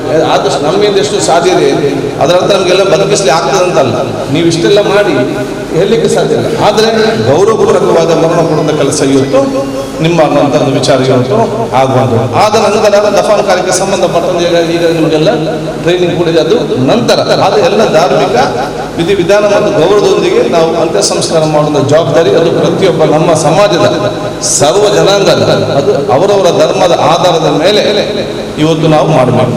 ನಾನು ಕೋಲಾರದಲ್ಲಿ PP ಕಿಟ್ ಇಲ್ಲದೆ ಮಾಡಿದೆ. ಕಾರಣ ಇಲ್ಲ, ತಂದೆ ತಾಯಿಂದಿರ ಮುತ್ತದೇವನು ಬೇಡ ಅಂತ ಹೇಳ್ತಾರೆ. ಮಕ್ಕಳು ಹೋದ್ರೆ ಒಬ್ಬನಿಬ್ಬರು ಕೂಡ ಬರೋದಿಲ್ಲ. ಬೋಲಾರದಲ್ಲಿ ಫಸ್ಟ್ ಮಾಡಿದಾಗ ಯಾರಂತ ಗೊತ್ತಿಲ್ಲ, ಒಬ್ಬನೇ ಒಬ್ಬ ಕುಟುಂಬಸ್ಥರು ಬರಲಿಲ್ಲ, ಒಬ್ಬನೇ ಒಬ್ಬ. ಅವತ್ತು ನಾವು ಜನರಿಗೆ ತೋರಿಸಬೇಕು ಇದನ್ನು ಏನು ಆಗುವುದಿಲ್ಲ ಅಂತ ಹೇಳಿಕೊಂಡು ಮಾಡಿದ ಕಾರಣ ನಂತರ ಅಲ್ಲಿ ಸೇರ್ತಾರೆ. 2 ತಿಂಗಳ ಹಿಂದೆ ಚಂಬುಗಡಿ ಟೆಸ್ಟ್ ಮಾಡುವಾಗ ಯಾರು ಟೆಸ್ಟಿಂಗ್ ಎದುರಿಗೆ ಜನರಿಗೆ ನಾನೇ ಫಸ್ಟ್ ಟೆಸ್ಟ್ ಮಾಡಿದ್ದೆ. ಆಯ್ತಲ್ಲ, ಎಲ್ಲ ಕೂಡ ಟೆಸ್ಟಿಗೆ ಹೋಗುವಂಥ ವಿಚಾರ ಇವತ್ತು ಆಯ್ತು. ಅದಕ್ಕೆ ಇನ್ನೊಮ್ಮೆ ನಾವು ದೀರ್ಘವಾಗಿ ಮಾತಾಡಲು ಅವಕಾಶ ಮಾಡುವ, ನಿಮ್ಗೆ ಯಾವುದೇ ಸಂದರ್ಭದಲ್ಲಿ ಯಾವುದೇ ಸಲಹೆ ಸೂಚಿಸಬೇಕು ನಾವು ಮುಂದೆ ನಾವು ಮಾಡ್ತೇವೆ. ನಾವೆಲ್ಲ ಒಂದು ಕೋಆರ್ಡಿನೇಟ್ ಮಾಡಿಕೊಳ್ಳಿ. ಯಾಕೆ ಇದೀಗ ಸ್ಟಾರ್ಟಿಂಗ್ 6 ಮಂತ್ಸ್ ನಾವು ಮುಂದೆಗೆ ಇದನ್ನು ತೆಕ್ಕೊಂಡು ಅವಕಾಶ ಇವತ್ತು ಆಗಬೇಕು. ಉಲ್ಲಾಸದಲ್ಲಿ ಸುಮಾರು ಪೂರ್ಣ 295 ಜನ ಇವತ್ತು ಪಾಸಿಟಿವ್ ಆಗಿ ನಾವು ಇವತ್ತು ನೋಡಿದ್ದೇವೆ. 5 ಜನ ತೀರಿ ಹೋಗಿದ್ದಾರೆ. ಎಲ್ಲ ತೀರಿ ಹೋದ್ರೆ ಹೇಗೆ ಅಂತ ಹೇಳಿದರೆ ನಾವು ರ್ಯಾಂಡಮ್ ಚೆಕ್ ಮಾಡೋ ಮುಂಚೆ ತೀರಿ ಹೋದರು, ಅದ ನಂತರ ಆಗಲಿಲ್ಲ. ಚೆಕ್ ಮಾಡ್ಲಿಕ್ಕೆ ಕಾರಣ ಏನು, ಮಾಸಿಕ ಕೆಲವೊಬ್ಬರು ತೀರಿ ಹೋದರು. ಅವ್ರ ಮನೆ ಚೆಕ್ ಮಾಡುವಾಗ 17 ಜನರು ಕೂಡ ಪಾಸಿಟಿವ್. ಇನ್ನೊಬ್ಬರು ತೀರಿ ಹೋದರು, ಅವ್ರ ಮನೆ ಚೆಕ್ ಮಾಡುವಾಗ 10 ಜನ ಪಾಸಿಟಿವ್. ಪೊಲೀಸ್ ಸ್ಟೇಷನ್ ಚೆಕ್ ಮಾಡುವಾಗ 14 ಜನ ಪಾಸಿಟಿವ್. ಕೋಡಿಯಲ್ಲಿ ಒಬ್ಬರು ತೀರಿ ಹೋದ್ರು, ಕೋಟೆಪುರದವರು ತೀರಿ ಹೋದ್ರು. ಅದಕ್ಕಾಗಿ ನಮಗೆ ಅಲ್ಲಿ ಪರಿಸ್ಥಿತಿ ಏನು ಈಗ ಗೊತ್ತಾದಾಗ ಎಲ್ಲರೂ ಕೂಡ ಎಚ್ಚೆತ್ತುಕೊಂಡಿದ್ದಾರೆ. ಇಲ್ಲದ್ರೆ ಯಾರಿಗೂ ಕೂಡ ಗೊತ್ತಾಗ್ತಿರ್ಲಿಲ್ಲ. ಇದರಲ್ಲಿ ನಾವೊಂದು ರೋಗಕ್ಕೆ ಮದ್ದು ಕೊಡಬೇಕಾದ್ರೆ ಸಮಸ್ಯೆ ಏನಂತ ನೋಡಿದ ಮಾತ್ರ ಸಮಸ್ಯೆ ಪರಿಹಾರ ಕೊಡಲಿಕ್ಕೆ ಇವತ್ತು ಸಾಧ್ಯವಾಗ್ತದೆ. ನನಗೆ ಭರತ್ ಫೋನ್ ಮಾಡಿದ್ರು ಮುಗರ್ಪಲ್ಲಿ ಕಾದಾರ ಇದನ್ನು ಜೀವನ ಪೂರ್ತಿ ಮಾಡಿದ್ದಾನೆ. ನಿಖುಲು ಐದು ನಮ್ಮ ಪಂಚಾಯತ್ ಟೆಸ್ಟ್ ಮಾಡಿದ್ರೆ 2 ಜನಕ್ಕೆ ಪಾಸಿಟಿವ್ ಬರ್ತದೆ. ಮಾರ ಎಂಕ್ಲೆ ಗೊತ್ತಾ ಈ 2 ಜನ ಗುಂಡು ಬಂದು ನಮ್ಮ ಇದರಲ್ಲಿ ಕ್ಲಬ್ ಟೆಸ್ಟ್ ಮಾಡ್ಕೊಳ್ಳಿ ಎಂಕ್ ಸಿಸ್ಟಮ್ಯಾಟಿಕ್ ಅದು ಮಾಡ್ಕೊ ಏಪ ಮಾಡ್ಕೊ. ನಿನ್ನೆ ಕೂಡ ಫೋನ್ ಮಾಡಿದ್ದ. ಈಗ DC ಆರ್ಡರ್ ಮಾಡಿದ್ದಾರೆ, ರ್ಯಾಂಡಮ್ ಅಗತ್ಯ ಇಲ್ಲ, ಬೇಡ ಯಾರಿಗೂ ಜ್ವರ ಬರ್ತವ್ರು ಮಾತ್ರ ಬರಲಿ ಅಂತ. ಬೇಕಾದಾಗ ನಾವು ಚಾನ್ಸ್ ತಗೊಳ್ಳಿಲ್ಲ ಇದರಲ್ಲಿ, ಅದರ ಬಗ್ಗೆ ಬೇಡ ಹೇಳಲಿಕ್ಕೆ ಆಯ್ತು. ಈಗ ತೀರ್ಮಾನ ಮಾಡಿದ್ದಾರೆ, ರ್ಯಾಂಡಮ್ ಇಲ್ಲಿ ಕೂಡ ಮಾಡಬೇಡಿ, ಜ್ವರ ಬಂದಾಗ ಒಂದು ಟೆಸ್ಟ್ ಮಾಡುವಂಥ ಪರಿಸ್ಥಿತಿ ಆಗುವಂಥ ವಿಚಾರ ಇವತ್ತು ಜಿಲ್ಲಾಧಿಕಾರಿಗಳು ಇವತ್ತು ಆದೇಶ ಕೊಡುವ ವಿಚಾರ ಸಿಕ್ಕಿದಂಥ ವಿಶ್ವ. ಅದಕ್ಕೆ ಇವತ್ತು ಬೇರೆ ಇವತ್ತು ವಿಶ್ವ ಸಮಸ್ಯೆ ಈಗ ಗೊತ್ತಾಗಿದೆ ಇದೆ ಅಂತ. ಅದು ನನಗೆ ಕೂಡ ಇರ್ಬೋದು, ಸೊ ಯಾರಿಗಿಲ್ಲ ಅಂತ ಹೇಳಲಿಕ್ಕೆ ಸಾಧ್ಯ. ಅದು ಹೇಗೆ ಬಂದು ಹೋಗ್ತಾ ಗೊತ್ತಿಲ್ಲ. ಮತ್ತು ನೋಡಿ, ಈ ರೋಗ 50% ಜನರಷ್ಟಿಗೆ ಬಂದು ಎಲ್ಲರಿಗೂ ಬಂದು ಹೋಗ್ತದೆ. ಅದು ನನಗೆ ಜ್ವರ ಬರ್ಬೋದು, ಬಾರದೆ ಇರ್ಬೋದು, ಇನ್ನೊಬ್ಬನಿಗೆ ಕೆಮ್ಮು ಇರುವ ಅರ್ಥದಲ್ಲಿ ಹೋಗ್ಬೋದು, ಇನ್ನೊಬ್ಬನಿಗೆ ಡೇಂಜರ್ ಆಗ್ಬೋದು. 50% ಜನರಿಗೆ ಅದು ಯಾವುದು ಒಂದಲ್ಲ ಒಂದು ರೀತಿ ಅದು ಹೇಗೆ ಬರೆಯುತ್ತೆ ಅಮಿತ ಮನೆಯಲ್ಲಿ ಕೂತ್ಕೊಂಡವರಿಗೆ ಬರ್ತದೆ. ಈ ನಮ್ಮ ಹಿರಿಯ ನಾಯಕರಂತ ಬಹುಶಃ ಅವರು 6 ಬೇಗ ಸುಧಾರಿಸ್ತಾರೆ. ಜನರ ಪೂಜೆ ಅವರಿಗೆ ಎಲ್ಲಿ ಹೋಗೋದು ಬರ್ತದೆ. ಆ NS ಕಾಲೇಜಿನ ಅನ್ನ ಅವ್ರು ಇದ್ದರೆ ಅವ್ರು ಎಲ್ಲಿ ಕೂಡ ಹೋಗಲಿಲ್ಲ. ಅವರ ಮಗ ಡಾಕ್ಟರ್ ಆಸ್ಪತ್ರೆಗೆ ಬಂದ ಈಗ ಅವರು ನನ್ನೊಂದು ಸಂಬಂಧಿಕ ಇದ್ದಾರೆ, ಅವರು ಎಲ್ಲಿ ಕೂಡ ಹೋಗುತ್ತಿಲ್ಲ. ಒಂದು ದಿವಸ ಫೋನ್ ಮಾಡಿ ನನಗೆ ಜ್ವರ ಆಗಿರಲಿಲ್ಲ, ನಾಳೆ ಟೆಸ್ಟ್ ಮಾಡಿಸಿ ಅಂತ ಹೇಳಿದೆ. ಟೆಸ್ಟ್ ಮಾಡಿ ಸಂಜೆ ಫೋನ್ ಟೆಸ್ಟ್ ಮಾಡಿ, ಹೌದು ಯಾವುದೆಲ್ಲ ಡೆಂಗು ಮಲೇರಿಯಾ ಎಲ್ಲ ಕೊರೋನಾ ಅದೊಂದು ಮಾಡಲಿಲ್ಲ ಅಂತ ಹೇಳ್ತಾರೆ. ಅರ್ಥ ಉಂಟ ಇಂಜಿನಿಯರ್ಗೆ ಅರ್ಥ. ಮರುದಿವಸ ಮಾಡೋದು ಜೋರು ದಮ್ಮ ಕೊಟ್ಟು ಹೀಗಿದ್ದಾರೆ ಟ್ರೀಟ್ಮೆಂಟ್ ತಗೊಂಡು ಅವತ್ತೇ ಮಾಡ್ತಿದ್ದಾರೆ. ಈ ಸಣ್ಣ ಪುಟ್ಟ ವಿಚಾರ ಯಾರಿಗೂ ಕೂಡ ನಿರ್ಲಕ್ಷ್ಯ ಆಗುವಂಥ ಅವಕಾಶ ಬೇಡ. ನೀವು ಜನರಿಗೆ, ಅಧಿಕಾರಿಗಳಿಗೆ, ಕೆಲಸ ಮಾಡುವವರಿಗೆ ನೀವು ಧೈರ್ಯ ವಿಶ್ವಾಸ ಕೊಡೋದು ಕೆಲಸ ತಾವೆಲ್ಲ ನಿಮ್ಮ ಕ್ಲಬ್ ಮುಖಾಂತರ ಆತ್ಮವಿಶ್ವಾಸ ಫಸ್ಟ್ ಜನಸಾಮಾನ್ಯರಿಗೆ ಆರೋಗ್ಯ ಈ ಕೊರೋನಾ ಬಂದು ಪಾಸಿಟಿವ್ ಬಂದ ತಕ್ಷಣ ಮನೆಯವರ ಜೊತೆ ಹೇಗೆ ಮಾತಾಡಬೇಕು, ಸಮಾಧಾನದಿಂದ ಅವ್ರು ಹೇಗೆ ನೋಡಿಕೊಳ್ಬೇಕು, ಗೌರವದಿಂದ, ಪ್ರೀತಿ ವಿಶ್ವಾಸದಿಂದ. It is an health crisis, not a crime. Corona ಆರೋಗ್ಯದ ಸಮಸ್ಯೆ, ಅದು ಕ್ರಿಮಿನಲ್ ಕೇಸ್ ಹಾಕುವಂಥ ಪರಿಸ್ಥಿತಿ ಅಲ್ಲ, ಅದನ್ನು ಕ್ರೈಮ್ ತರ ಯಾರು ಕೂಡ ನೋಡಬೇಡಿ. ಒಂದು ಆರೋಗ್ಯ ಸಮಸ್ಯೆ ಅಂತ ಬಂದು ನೋಡಿ, ಅದೇ ಖಂಡಿತವಾಗಿ ಪರಿಹಾರ ಸಿಗ್ತದೆ. ದರ್ಗಾದ ಅಧ್ಯಕ್ಷರು ಫಸ್ಟಿಗೆ ಮೀಟಿಂಗ್ ಜನಜಾಗೃತಿ ಆಗಿದೆ, ಇದೆಲ್ಲ ಆದ ಕಾರಣ ಸ್ವಲ್ಪ ಡೌನ್ಗೆ ಬರುವಂಥ ವಿಚಾರ ಇವತ್ತು ಆಗಿದೆ. ಎಲ್ಲರೂ ಕೂಡ ಇವತ್ತು ಗುಣಮುಖರ ಆಗ್ತಾ ಇದ್ದಾರೆ. ಆದರೆ ನಾವು ವಯಸ್ಸಾದವರು ಇದನ್ನು ನೋಡಿ ಇದನ್ನು ಬೇರೆ ಕಡೆ ಕೂಡ ತಕೊಂಡು ಹೋಗುವಂಥ ವ್ಯವಸ್ಥೆ ಮಾಡಿ ಜನಸಾಮಾನ್ಯ ಎಷ್ಟು ಮುಂದೆ ಬರ್ತಾರೆ, ಅಧಿಕಾರಿಗಳು ನಮಗೆ ಸಹಕಾರ ಕೊಡಲಿಕ್ಕೆ ಅಷ್ಟೇ ಮುಂದೆ ಬರ್ತಾರೆ. ನಾವು ಸಂಘ ಸಂಸ್ಥೆಗಳ ಜನ ಒಂದು ಹೆಜ್ಜೆ ಮುಂದೆ ಹೋಗದಿದ್ದರೆ ಅಧಿಕಾರಿಗಳು ಕೂಡ ಮುಂದೆ ಬರುವುದು. ಯಾಕೆ ಅವರಿಗೆ ಆಸಕ್ತಿ ಇಲ್ಲದ ನಾವೆಂತಕ್ಕೆ ಎಂಬ ಭಾವನೆಗಳು ಒಂದು ವಿಚಾರ ಇವತ್ತು ಆಗ್ತದೆ. ಸೊ ನೀವೆಷ್ಟು ಮುಂದೆ ಹೋಗ್ತೀರಿ ಅಷ್ಟು ನಿಮಗೆ ಸಹಕಾರ ಬರೋದ ಕೆಲಸ ಇವತ್ತು ಆಗುವುದು. ಸೊ ಇಡೀ ನಾವು ಊರಿನ ಎಲ್ಲರನ್ನು ನಾನು ವಿಶೇಷವಾಗಿ ಶುಭಾಶಿಸಿ ನನಗೆ ಅತ್ಯಂತ ಸಂತೋಷ, ಅತ್ಯಂತ ಗೌರವ. ಇದೆಲ್ಲರಿಗೂ ಮಾದರಿ ಆಗಲಿ. ಈ ಸಂಬಂಧಪಟ್ಟಂತ ನೀವು ಮಾಡಿದಂಥ ಎಲ್ಲ ವರದಿಯನ್ನು ನಾನು ಹೆಲ್ತ್ ಮಿನಿಸ್ಟರ್ಗೆ ಮತ್ತು ನಮ್ಮ ಹೆಲ್ತ್ ಸೆಕ್ರೆಟರಿ ಕಳಿಸಿ ಈ ಮಾಡಲ್ ಎಲ್ಲ ಕಡೆ ಅವಕಾಶ ಮಾಡಿಕೊಂಡು ನೋಡ್ಲಿಕ್ಕೆ ಅವಕಾಶ ಮಾಡಿ ಕೊಟ್ಟಿದ್ದೇನೆ. ಮತ್ತೆ ಅಲ್ಲಿ ಹೋದಾಗ ಅವರು ಫುಲ್ ಕವರ್ ಪ್ಯಾಕ್ ಮಾಡಿರ್ತಾರೆ. ಅದಕ್ಕಾಗಿ ನಾನು ಇವತ್ತು ಮಾತಾಡಿದ್ದೇನೆ. ನಾವು ಅಲ್ಲಿ ಮಾತ್ರ ಒಂದು ಟ್ರಾನ್ಸ್ಪರೆಂಟ್ ಪ್ಲಾಸ್ಟಿಕ್ ಹಾಕಿ ಮುಖ ಕಾಣುವಂತ ಪ್ಲಾಸ್ಟಿಕ್ ಹಾಕಿ ಅಂತ ಹೇಳಿ. ಮತ್ತು ನಮ್ಮ ಮೈಯತ್ ನಮಾಜ್ ಕೂಡ ನಾನೇ ಜಿಲ್ಲಾಧಿಕಾರಿ ಫಸ್ಟ್ ನಾವು ಬೋಲಾರ್ದಲ್ಲಿ ಅದಕ್ಕೆ ಯಾವ್ದು ಕೂಡ ಅವಕಾಶ ಇರಲಿಲ್ಲ. ADC ಎಲ್ಲ ಸತತ ನಾನು ಅಬ್ದುಲ್ ಗುನಿ ಅಲ್ಲಿ ಅಧ್ಯಕ್ಷರಲ್ಲಿ ಇದ್ರು, ಸತತ ಫೋನ್ ಇತ್ತು, 4 ಜನ ಮಾತಾಡ್ಬಿಡು ಅದೆಲ್ಲ ಹೇಳ್ಬೇಡಿ ಅಂತ ಹೇಳಿದ್ರೆ. ಈ ದೇಶದಲ್ಲಿ ಕಾನೂನು ಅದು ತುಂಡು ಮಾಡ್ಬೋದು, ಸಂಪ್ರದಾಯವನ್ನು ತುಂಡು ಮಾಡ್ಲಿಕ್ಕೆ ಬಹಳ ಕಷ್ಟ ಇದರಲ್ಲಿ. ಆ ಧಾರ್ಮಿಕ ವಿಧಿವಿಧಾನ ಎಲ್ಲ ಧರ್ಮದವರು ಕೂಡ ಇದೆ. ಸಿಸ್ಟಮ್ಯಾಟಿಕ್ ಆಗಿ ನೀವು ಅಲ್ಲಿ ಕಬ್ರಸ್ಥಾನ ತನಕ ಮುಟ್ಟಿಸಿ ತದನಂತರ ಅದ ಊರವರು ಅದನ್ನು ಚೆನ್ನಾಗಿ ನೋಡಿಕೊಳ್ಳೋ ಮಾತ್ರ ಹೇಳಿದ ನಂತರ ಫಸ್ಟ್ ಬೋಲಾರ್ದಲ್ಲಿ ಪರ್ಮಿಷನ್ ಆಯ್ತು. ಬೇರೆ ಜಿಲ್ಲೆಯಲ್ಲಿ ಘೋಷಣೆ ಗೊತ್ತಿಲ್ಲ ಯಾವ ರೀತಿ ಆಗ್ತದೆ ನನಗೆ ಇದರಲ್ಲಿ. ಈ ವಿಚಾರ ಸಂಬಂಧಪಟ್ಟ ಕೂಡ ನೋಡ್ಲಿಕ್ಕೆ ಈಗ ಅವಕಾಶ ಇದೆ. ಮತ್ತು ಅಲ್ಲಿ ಹೋದಾಗ ಏನಾಗ್ತದೆ, ಕಂಪ್ಲೀಟ್ ಪ್ಲಾಸ್ಟಿಕ್ ಮುಚ್ಚಿರ್ತಾರೆ. ನಾವು ತಾಯಂದಿರನ್ನು ಮಹಿಳೆಯರಲ್ಲಿ ಕರ್ಕೊಂಡು ಹೋದ್ರೆ ಮತ್ತೆ ಅವ್ರಿಗೆ ಶಾಶ್ವತವಾಗಿ ಇದೇ ತಲೆಯಲ್ಲಿ ಇರ್ತದೆ. ಅದಕ್ಕಾಗಿ ನಾನು ಇವತ್ತು ಕೂಡ 2-3 ಗಂಟೆ ತೀರೋದ್ರಲ್ಲಿ ಹೋಗಿ ಬಂದೆ. ಬೇಕಾದ್ರೆ ಮನೆಯಲ್ಲಿ ಕರ್ಕೊಂಡು ಹೋಗಿ, ಯಾಕೆ ಫುಲ್ಲು ಕವರ್ ಆಗಿರ್ತಾರೆ ಅವ್ರು ಹೋಗಿ, ಮತ್ತು ಅವರಿಗೆ ಅದೇ ತಲೆಯಲ್ಲಿ ನೆನಪಿರುವಂಥದ್ದು. ಅದಕ್ಕೆ ಈ ಸಿಸ್ಟಮ್ ಮಾಡಿದ ನಂತರ ಒಂದು ವ್ಯವಸ್ಥೆ ಕಂಟಿನ್ಯೂ ಮಾಡಬೇಕು. ಇದೆಲ್ಲ ಚಾನ್ಸ್ ಆಗ್ತದೆ. ಡೆಲ್ಲಿಯಾಗೆ ಲೈನಲ್ಲಿ ಬಂದಾಗ ಉಂಟಲ್ಲ, ಒಟ್ಟಾರೆ ಪರಿಸ್ಥಿತಿ ಚಿಂತಾಜನಕ. ಅಲ್ಲಿ ಏನು ಪರಿಸ್ಥಿತಿ ಇದೆ. ಸೊ ಹೆಚ್ಚು ಈ ಗಾಡಿ ಅದು ಬೇಕಾಯ್ತು, ಕೆಲವೊಮ್ಮೆ ತಪ್ಪಿ ಆಗಿರ್ಬೋದು. ಉದ್ದೇಶಪೂರ್ವಕವಾಗಿ ಆಸ್ಪತ್ರೆ ಮಾಡೋದು ವಿಚಾರ ಅಲ್ಲ. ಅದಕ್ಕೆ ಅಲ್ಲಿ ಅದಕ್ಕೆ ಡಾಕ್ಟರ್ ಹೇಳಿದ್ದಾರೆ, ಬಾಡಿ ಬಿಟ್ಟು ಕೊಡೋ ಮುಂಚೆ, ಅವ್ರಿಗೆ ಪ್ಯಾಕ್ ಮಾಡೋ ಮುಂಚೆ ಆ ಸಂಬಂಧಿಗೆ ಸೈನ್ ಮಾಡಬೇಕು, ಇಲ್ಲದ ಖಾಲಿ ಬಿಟ್ಟು ಕೊಡೋದಿಲ್ಲ. ಒಂದೊಂದು ಆಗುವಾಗ ನಮ್ಮ ಒಂದು ನೋಡಿ ಈ ಊರಲ್ಲಿ ಅಥವಾ ಒಂದು ಕಡೆ, ಈಗ ಇವತ್ತು ನಮ್ಮ 3 ಕಡೆ ಇದೆ, ಅಲ್ಲಿ 3 ಕಡೆ ನಮಗೆ ವ್ಯವಸ್ಥೆ ಕಂಟಿನ್ಯೂಸ್ ಬೆಳಿಗ್ಗಿಂದ ಸಂಜೆ ತನಕ ದಿವಸ 20-25 ಆಗುವ ಉಂಟಲ್ಲಿ ಯಾರು ಕೂಡ ಕಂಡು. ಇದು ಈಗ ಡೆಲ್ಲಿದು ಮತ್ತು ಬಾಂಬೆದು ಬೆಂಗಳೂರು ಪರಿಸ್ಥಿತಿ. ಡೈಲಿ ಎಷ್ಟು ಜನ ಇವತ್ತು ತೀರೋಗ್ತಾರೆ ಇವತ್ತು ಗೊತ್ತಿಲ್ಲ. 30-40 ಜನ ಇವತ್ತು ಕಂಟಿನ್ಯೂಸ್. ಯಾವಾಗ ಈ ಕೆಲಸಗಳು ಏನಂತ ಮಾಡುವಂಥದ್ದು. ಸೊ ನಾವು ಅದಕ್ಕೆ ಅದಕ್ಕೆ ಈಗ ನಾವು ತಯಾರಾಗಿರೋ ಕೆಲಸ ಇವತ್ತು ಆಗ್ಬೇಕಂತ ಹೇಳಲಿಕ್ಕೆ ನಾನು ಇವತ್ತು ಬಯಸುತ್ತೇನೆ. ಸೊ ಧನ್ಯವಾದಗಳು. ಅಸ್ಲಾಂ ಅಲೈಕುಂ, ನಮಸ್ಕಾರ. ಬಹುಶಃ ನಾನು ಖಂಡಿತವಾಗಿ ಯೋಜನೆ ಕೋಆರ್ಡಿನೇಟ್ ಮಾಡಿಕೊಂಡು ಒಂದು ಸಿಸ್ಟಮ್ಯಾಟಿಕ್ ಆಗಿ ಮಾಡುವ, ಮತ್ತೆ ಬೇರೆ ಕೆಲವು ಅಂಶಗಳು ಇದೆ, ಅದು ಮತ್ತೆ ನಮ್ಮ ಜೊತೆ ಚರ್ಚೆ ಮಾಡ್ತೀವಿ. ಜೀವರಕ್ಷಕ ಸೇವಾ ನಿರತರು ಮುಸ್ತಫಾ ಮಂಚಿಲ ಇಮರೇನು ಈ ಪೊರ್ತು ಮಾನದಿಗೆ ಮಲ್ತೇರು ಯೋಗದಿಂದ ತನ್ನ ಬದುಕು ಹೋಗುವಂತಹ ಒಂದು ಸಂದರ್ಭದಲ್ಲಿ, ಕಠಿಣ ಸಂದರ್ಭದಲ್ಲಿ ಅಲ್ಲಾಹನು ಭಯಪಾಲಿಸುವ ರೀತಿಯಲ್ಲಿ ಆ ನಜೀರನ್ನು ತನ್ನ ಟೂವೀಲರ್ ಗಾಡಿಯಲ್ಲಿ ಕುಳ್ಳಿರಿಸಿಕೊಂಡು ಆಸ್ಪತ್ರೆಯಲ್ಲಿ ಮುಟ್ಟಿಸುವ ಮೂಲಕ ಅಲ್ಲಾಹನ ಅಪಾರವಾದ ಒಂದು ಪ್ರೀತಿಯನ್ನು ಮತ್ತು ಆ ಪ್ರೀತಿಯನ್ನು ತೋರಿಸಿ ಆ ನಜೀರವರ ಒಂದು ಬದುಕಿಗೆ ಒಂದು ಚೈತನ್ಯವನ್ನು ತುಂಬಿದಂತಹ ಮಂಚಿಲ ಮುಸ್ತಫಾ ಅವರಿಗೆ ಈ ಒಂದು ನಮ್ಮೂರ ಸೇವಾ ಅನೇಕರ ನಮ್ಮೂರಲ್ಲಿ ನಮ್ಮೂರ ಅನೇಕರ ಸೇವಾ ಸಂಘಗಳಿಂದ ಒಂದು ಸನ್ಮಾನ ನಡೆಸ್ತಾ ಇದೆ. ಒಂದು ನೀಡಿ ಸಹಕರಿಸಿದ್ದಾರೆ.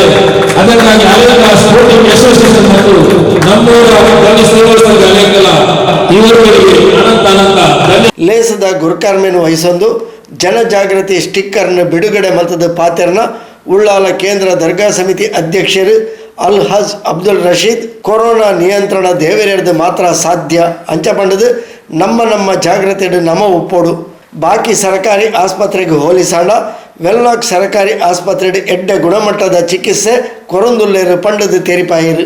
ನಮ್ಮೂರ ದನಿ ಎಂಬ ಈ ಒಂದು ಸೇವಾ ಸಂಸ್ಥೆ ಕಳೆದ 1 ವರ್ಷಗಳಿಂದ ಸಮಾಜಮುಖಿ ಸೇವೆ ಕೆಲಸಗಳನ್ನು ಮಾಡ್ತಾ ಬಂದ ವರದಿಯನ್ನು ನಮ್ಮ ಕೈಲಿ ಕೊಟ್ಟಿದ್ದಾರೆ. ಇದು ನೋಡಿದಾಗ ನಿಜವಾಗಿಯೂ ಈ ಪರಿಸರದ ಈ ಯುವ ಸಮೂಹ ನ್ಯಾಯಯುತವಾದ ಅಲ್ಲಾಹನ ಪ್ರವಾದಿ ಸಲ್ಲಲ್ಲಾಹು ಅಲೈಹಿ ವಸಲ್ಲಂರವರ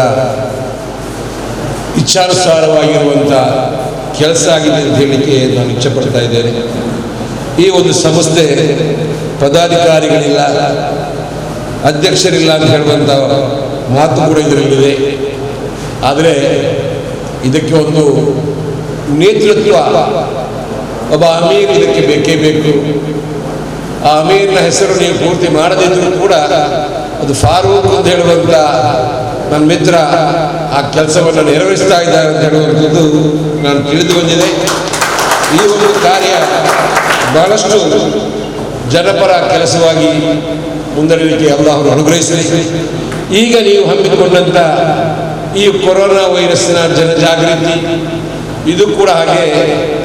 ನಾನೇನೂ ಅಲ್ಲ, ಚರ್ಮ ರೋಗದ ಡಾಕ್ಟರ್ ಅಂತ ಹೇಳಿದ ನವೀನ್ ಬಹಳಷ್ಟು ವಿಷಯವನ್ನು ಹೇಳಿದ್ದಾರೆ. ಅವರು ಚರ್ಮ ರೋಗಿ ಡಾಕ್ಟರ್ ಆದರೂ ಉಳ್ಳಾಳದಲ್ಲಿ ಬಹಳಷ್ಟು ವರ್ಷ ಈ ಉಳ್ಳಾಳದ ಜನತೆಗೆ ಬಹಳ ಆರೋಗ್ಯಕರವಾದಂಥ ಚಿಕಿತ್ಸೆಯನ್ನು ನೀಡುವಲ್ಲಿ ಅವರು ಸಫಲರಾಗಿದ್ದಾರೆ. ಅವರು ಇಲ್ಲದಿದ್ದರೂ ಕೂಡ ನಾನು ಹೇಳಬೇಕಾಗಿದ್ದ ಬಹಳಷ್ಟು ಅವರ ಬಗ್ಗೆ ಪರಿಚಯ ಇದೆ. ಈಗ UT ಖಾದರ್ ಅವರು ನಮ್ಮ ಮಾಜಿ ಸಚಿವರು ಬಹಳ ಕಳಕಳಿಯಿಂದ ಮಾತಾಡ್ತಾ ಇದ್ದಾರೆ. ವಾಟ್ಸಪ್ನ ಬಗ್ಗೆ ಕೂಡ ಹೇಳಿದೆ, ನಾನು ಆ ಭಾಗ ಹೋಗುವುದಿಲ್ಲ. ಅದೊಂದು ಭಾಗ ಊರದ ಮೇಲೆ ಇರ್ತದೆ, ಅದಕ್ಕೆ ನಾವು ತಲೆ ಕೆಡಿಸುವಂಥದ್ದಿಲ್ಲ. ನಮ್ಮ ಶಾಸಕರ ಒಂದು ಜಿಜ್ಞಾಸೆ ಏನು ಅಂತ ಹೇಳಿದರೆ, ಇನ್ನು ಸಂಕಷ್ಟಕ್ಕೆ ಬಿದ್ದು ನಾವು ಒದ್ದಾಡುವುದು ಬೇಡ, ಈಗಾಗಲೇ ನಾವು ಅದರ ಬಗ್ಗೆ ಎದುರು ನೋಡಿಕೊಂಡು ತಯಾರಿ ಮಾಡುವ ಅಂತ ಹೇಳುವಂಥ ಒಂದು ಉದ್ದೇಶದಿಂದ ರ್ಯಾಂಡಮ್ ಟೆಸ್ಟ್ಗೆ ಅವರು ಆದ್ಯತೆಯನ್ನು ಕೊಟ್ಟು ಮಾಡಿದರು. ಆ ರ್ಯಾಂಡಮ್ ಟೆಸ್ಟ್ ಮಾಡಿದ್ರಿಂದ ಕೆಲವರಿಗೆಲ್ಲ ಪಾಸಿಟಿವ್ ಇದೆ ಅಂತ ಹೇಳುವ ನಿಟ್ಟಿನಲ್ಲಿ ಉಳ್ಳಾಳವೇ ಸ್ತಬ್ಧವಾಯಿತು. ಇದು ಬಹಳ ಅಗತ್ಯ, ನಾವು ಆಲೋಚನೆ ಮಾಡಬೇಕು. ರ್ಯಾಂಡಮ್ ಟೆಸ್ಟಿನಿಂದ ಉಳ್ಳಾಳದ ಜನತೆ ಸ್ತಬ್ಧವಾದಂಥ ವಾತಾವರಣ ನಾವು ಬಹಳಷ್ಟು ತಿಳಿಯಲಿಕ್ಕೆ ಇದೆ ಇದರಲ್ಲಿ. ಹೇಗೆ ಅಂತ ಹೇಳಿದರೆ, ಹೆಲ್ಮೆಟ್ ಹಾಕಬೇಕು ಅಂತ ಹೇಳಿದರೆ ಪೊಲೀಸರು ಹಾಕೋದಿಲ್ಲ, ದಂಡ ಕಟ್ಟಲಿಕ್ಕೆ ನಾವು ರೆಡಿ ಇದ್ದೇವೆ. ಕರ್ಫ್ಯೂ ಹಾಕಿದಾಗ, ಸಾಮಾನ್ಯ ಕರ್ಫ್ಯೂ ಅಲ್ಲ, ಈ ಆರೋಗ್ಯದ ಕರ್ಫ್ಯೂ ಹಾಕಿದಾಗ ಲಾಠಿ ಪೆಟ್ಟು ತಿನ್ನಲಿಕ್ಕೆ ರೆಡಿ ಇದ್ದೇವೆ.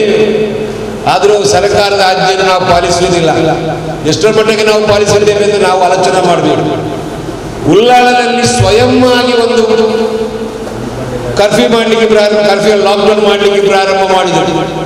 ನಾನು ದರ್ಗಾದಲ್ಲಿ ಹೇಳಿದೆ, ಅದು 5 ಗಂಟೆಯಿಂದ ನಂತರ ಕ್ಲೋಸ್ ಮಾಡಲಿಕ್ಕೆ ಒಂದು ನೀವು ಸಹಕರಿಸಿ ಅಂತ ಹೇಳಿ. ಜನ ಏನು ಹೇಳಿದರು, ಇಲ್ಲ ನಾವು 12 ಗಂಟೆಗೆ ಕ್ಲೋಸ್ ಮಾಡ್ತೇವೆ. ಒಬ್ಬ ಪೊಲೀಸ್ ಇಲ್ಲ, ಒಬ್ಬ ರಾಯಪುರ ಜೀಪ್ ಮೇಲೆ ಬಂದಿಲ್ಲ. ಒಂದು ನಾಯಿ ಸಭೆದ ಮಾರ್ಗದಲ್ಲಿ ಇಲ್ಲದ ರೀತಿಯಲ್ಲಿ ಒಂದು ಲಾಕ್ಡೌನ್ ಆಗಿದೆ. ಕಾರಣ ಏನು? ಜನರಿಗೆ ಅದರ ಮೇಲೆ ಒಂದು ಉತ್ಸಾಹ ಬರಬೇಕು, ಅಥವಾ ಜನರಿಗೆ ಇದರ ಮೇಲೆ ಒಂದು ನಂಬಿಕೆ ಬರಬೇಕು. ಆಗ ಬಂದ ವಿಶ್ವಾಸ ಇರಬೇಕು, ಆದಾಗ ಮಾತ್ರ ಆ ಒಂದು ಕೆಲಸ ಕಟ್ಟುನಿಟ್ಟಿನಲ್ಲಿ ನಾವು ಮಾಡ್ಲಿಕ್ಕಾಗ್ತದೆ. ಈಗ ನಾವು ನೀವೆಲ್ಲ ಅಲ್ಲಾಹನ ಮೇಲೆ ಭರವಸೆ ಇಟ್ಟವರು, ಉಳ್ಳಾಳದಲ್ಲಿರುವಂಥ ಸರ್ವ ಧರ್ಮದ ದೇವರುಗಳ ಮೇಲೆ ಭಕ್ತಿ ಇಟ್ಟುಕೊಂಡು ಪೂಜೆ ಮಾಡುವವರು ಇರಲು ಯಾರು ಕೂಡ ಅದಕ್ಕೆ ವಿರೋಧ ಮಾಡುವಂಥವರು ಇಲ್ಲ. ಆದರೆ ಅಲ್ಲಾಹನ ಮೇಲೆ ಭರವಸೆ ನಮಗೆ ಈ ರೋಗವನ್ನು ಅಲ್ಲಾಹನೇ ಶಿಫಾ ಮಾಡಬೇಕು. ಅದಕ್ಕೆ ನಮ್ಮಲ್ಲಿ ಬೇಕಾಗಿರುವುದು ದುವಾ, ನಮಾಜ್ ಅಂತೂ ಈಗ ನಮ್ಮಲ್ಲಿ ಬಹಳ ಕಮ್ಮಿ ಆಗಿದೆ. ಯಾಕಂತ ಹೇಳಿದರೆ ಕೊರೋನಾದಿಂದ ಏನಾದರೂ ಆಗೋದು ಬೇಡ, ನಾವು ಮಸೀದಿ ಕೆಲವರ ಮುಚ್ಚಿಟ್ಟಿದ್ದೇವೆ. ನಮ್ಮಲ್ಲ ಕೇಂದ್ರ ಮಸೀದಿ ಅಂತೂ ಮುಚ್ಚಿದೆ, ಯಾಕೆಂದರೆ ಹೊರಗಿನವರು ಬರ್ತಾರೆ ಅಂತ. ಆದರೆ ವೈಯಕ್ತಿಕವಾಗಿ ಮಾಡುವಂಥ ದುವಾ ನಾವೆಲ್ಲ ಮಾಡಬೇಕು. ಆ ದುವದ ಜೊತೆಗೆ ನಾನು ಒಂದು ಮಾತು ಹೇಳ್ತೇನೆ, ನೀವೀಗ ಎಲ್ಲ ಆಶಯಗಳು, ಎಲ್ಲ ಮಸೀದಿಗಳು, ಎಲ್ಲ ಸಂಸ್ಥೆಗಳನ್ನು ಸೇರಿಸಿಕೊಂಡು ಇದನ್ನು ನಿರ್ವಹಿಸ್ತಾ ಇದ್ದಾರೆ. ಇದು ನಿಜವಾಗಿ ಒಂದು ಒಕ್ಕೂಟ, ಇದಕ್ಕೆ ಒಂದು ಬರಕತ್ ಇದೆ, ಇದು ಅಲ್ಲಾಹನ ಅನುಗ್ರಹ ಇದಕ್ಕೆ. ಒಂದು ಮಾತು ಹೇಳಿದ್ದೇನೆ, ಒಂದು ಸಮಾರಂಭ, ಒಂದು ವೇದಿಕೆ, ಒಂದು ಮದ್ರಸೆ ನಡೀತಾ ಇರುವಾಗ ಅಲ್ಲಿ ಒಂದು ವಿಜ್ಞಾಪನೆ ಬಂತು, ಇಲ್ಲಿ ಯಾರಾದರೂ ಕುಟುಂಬದ ಸಂಬಂಧ ವಿರೋಧಿ ಇರುವಂಥವರು, ಸಂಬಂಧ ಕಳ್ಕೊಂಡವರು ಯಾರಾದರೂ ನೀವು ಇದ್ದೀರಾ ಇಲ್ಲಿ? ಆಗ ಹುಡುಗ ಎದ್ದು ಹೊರಗಡೆ ನಡೆದ. ಅವಾಗಲ್ಲಿ ಹೇಳಿದಂತೆ ಯಾಕೆ ಪ್ರಸ್ತಾವನೆ ಮಾಡಿದ್ದೇನೆ ಅಂತ ಹೇಳಿದರೆ, ಕುಟುಂಬ ಸಂಬಂಧವನ್ನು ಯಾರು ಮುರಿತಾನೋ ಅಂಥವರಿದ್ದಲ್ಲಿ ಈ ನಡೆಸುವಂಥ ಕ್ಲಾಸಿನ ಪ್ರತಿಫಲ ಬರಲಿಕ್ಕಿಲ್ಲ, ಅಲ್ಲಾಹನ ಅನುಗ್ರಹ ಕೂಡ ಇಲ್ಲಿ ಇರಲಿಕ್ಕಿಲ್ಲ. ಆದರೆ ನಾವಿವತ್ತು ಏನು ಮಾಡ್ತಾ ಇದ್ದೇವೆ? ಕುಟುಂಬದೊಂದಿಗೆ ಸರಿ ಇಲ್ಲದೆ ಬೇರೆ ಬೇರೆ ರೀತಿಯ ಒಂದು ಸಂಘರ್ಷದ ವಾತಾವರಣ ಇದೆ. ಇಂಥ ವಾತಾವರಣವನ್ನು ಕೂಡ ನಿಮ್ಮ ಈ ಸಂಸ್ಥೆ ನಿರ್ಮೂಲನೆ ಮಾಡಬೇಕು. ನಾವೆಲ್ಲರೂ ಪರಸ್ಪರ ಮಾನವರು ಅಂತ ಹೇಳುವಂಥ ಆ ಒಂದು ಧ್ಯೇಯವನ್ನು ಇಟ್ಕೊಂಡು ಕೆಲಸ ಮಾಡಬೇಕು ಅಂತ ಹೇಳಿ ಈ ಕೋವಿಡ್-19 ಇವತ್ತು ಇಲ್ಲಿ ಬಹಳಷ್ಟು ಪ್ರಶ್ನೆ ಆಯಿತು, ಚರ್ಚೆ ಆಯಿತು. ಯಾವ ಚರ್ಚೆಗೆ ಕೂಡ ಇದು ಉತ್ತರ ಸಮರ್ಪಕ ಆಗಿ ಯಾರಿಗೂ ಸಿಗುವುದಿಲ್ಲ. ಕಾರಣ ನಮ್ಮಲ್ಲಿ ಈ ವಿಚಾರದಲ್ಲಿ ನಂಬಿಕೆ ಕಮ್ಮಿಯಾಗಿದೆ. ಇದು ಮೇಲಿಂದ ಬರುವಂಥ ಒಂದು ಆದೇಶ, ಬಹಳ ದೂರದಿಂದ ಬರುವಾಗ ಹೇಳಿದ್ರು ಮಾಸ್ಕ್ ಕಟ್ಟಬೇಕು ಅಂತೇಳಿ, ಇನ್ನೊಬ್ರು ಹೇಳಿದ್ರು ಮಾಸ್ಕ್ ಕಟ್ಟಿದ್ರೆ ಜೀವಕ್ಕೆ ತೊಂದರೆ ಇದೆ ಅಂತೇಳಿ. ಯಾವುದನ್ನು ನಂಬಬೇಕು? ಗಾಳಿಯಲ್ಲಿ ಹರಡಲ್ಲ ಅಂತ ಹೇಳಿದ್ರು, ಇದಕ್ಕೆ ಜೀವ ಇಲ್ಲ ಅಂತ ಹೇಳಿದ್ರು, ಇದಕ್ಕೆ DNA ಇಲ್ಲ ಅಂತ, ಇದಕ್ಕೆ NA ಇಲ್ಲ ಅಂತ ಹೇಳಿದ್ರು.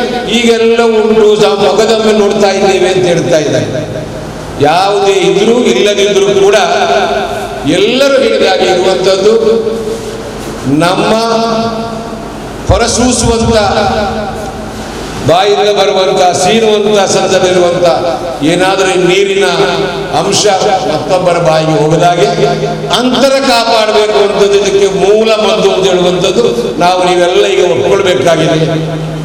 ಆ ರೀತಿ ನಾವು ಆ ಕೆಲಸ ಮಾಡಿಕೊಂಡು ಜನರಲ್ಲಿ ಪ್ರಜ್ಞೆ ಮೂಡಿಸಬೇಕು. ಮತ್ತು ಜಿಲ್ಲಾಡಳಿತ ಮಟ್ಟ ಕೆಲವೊಂದು ಸಮಸ್ಯೆಗಳು ಆಸ್ಪತ್ರೆಯಲ್ಲಿ ಹಾಗೆ ಹೀಗೆ, ವೆಲ್ನಾಕ್ ಆಸ್ಪತ್ರೆ ಅಂತ ಹೇಳುವಂಥದ್ದು, ನಾನು ಅಲ್ಲಿಯ ರಾಯಭಾರಿ ಅಲ್ಲ, ವೆಲ್ನಾಕ್ ಆಸ್ಪತ್ರೆ ಅಂತ ಹೇಳುವ ಜಿಲ್ಲಾ ಮಟ್ಟದ ಆಸ್ಪತ್ರೆ ದಕ್ಷಿಣ ಕನ್ನಡ ಜಿಲ್ಲೆಯಲ್ಲ, ಕರ್ನಾಟಕದಲ್ಲಿ ಒಂದು ಉತ್ತಮ ಆಸ್ಪತ್ರೆ ಅಂತ ಹೇಳಲಿಕ್ಕೆ ನಾನು ಇಚ್ಛೆ ಪಡ್ತೇನೆ. ನಾನು ಬಹಳ ಹಿಂದಿನಿಂದಲೂ ಕೂಡ ನಾನು ವೆಲ್ನಾಕ್ ಆಸ್ಪತ್ರೆ ಮತ್ತು ರೀಡಿಗೇಷನ್ ಆಸ್ಪತ್ರೆ ಸಂಪರ್ಕದಲ್ಲಿ ನಾನಿದ್ದೆ. ಅಲ್ಲಿ ವ್ಯವಸ್ಥೆ ಬಹಳಷ್ಟು ಒಳ್ಳೆಯದಿದೆ. ಬೇರೆ ಜಿಲ್ಲೆಯ ಕಡೆ ನೋಡಿದರೆ ಅಲ್ಲಿ ಆಗುವ ಸಮಸ್ಯೆಗಳು ಟಿವಿಯಲ್ಲಿ ಬಂದಾಗ ನಮ್ಮ ಮನಸ್ಸನ್ನು ಕೆರಳಿಸುತ್ತದೆ. ನಮಗೆ ಇಲ್ಲಿ ಆಸ್ಪತ್ರೆ ಮೇಲೆ ಅಪನಂಬಿಕೆ. ಇದು ಏನಾಗಿದೆ ಅಂತ ಹೇಳಿದರೆ, ಅಪನಂಬಿಕೆ ಬರಲಿಕ್ಕೆ ಕಾರಣ ಒಬ್ಬ ಸಾಮಾನ್ಯ ರೋಗಿ ಆಸ್ಪತ್ರೆಗೆ ಹೋದಾಗ, ಸಾಮಾನ್ಯ ರೋಗಿ ಅಂದರೆ ನಮಗೆಲ್ಲ ಬೇರೆ ಬೇರೆ ಕಾಯಿಲೆ ಇರ್ತದೆ, ಅಲ್ಲಿ ಪಾಸಿಟಿವ್ ಆಯ್ತು, ಅಲ್ಲಿ ಮದ್ದು ಕೊಡ್ತಾರಾ ಇಲ್ವಾ ಅಂತ ಹೇಳುವಂಥ ಸಂಶಯ ಪ್ರಶ್ನೆಯಲ್ಲಿ ಆಯ್ತು. ನಿಜವಾಗಿಯೂ ಅದು ಆಗುವಂಥದ್ದೇ. ಅದರಿಂದಾಗಿ ಜನ ತೀರು ಹೋಗಿದ್ದಾರೆ ಅಂತ ಹೇಳುವಂಥದ್ದು ಜಿಲ್ಲಾಧಿಕಾರಿ ಅವರ ಒಂದು ರಿಪೋರ್ಟಲ್ಲಿ ಕೂಡ ಸಿಗ್ತದೆ.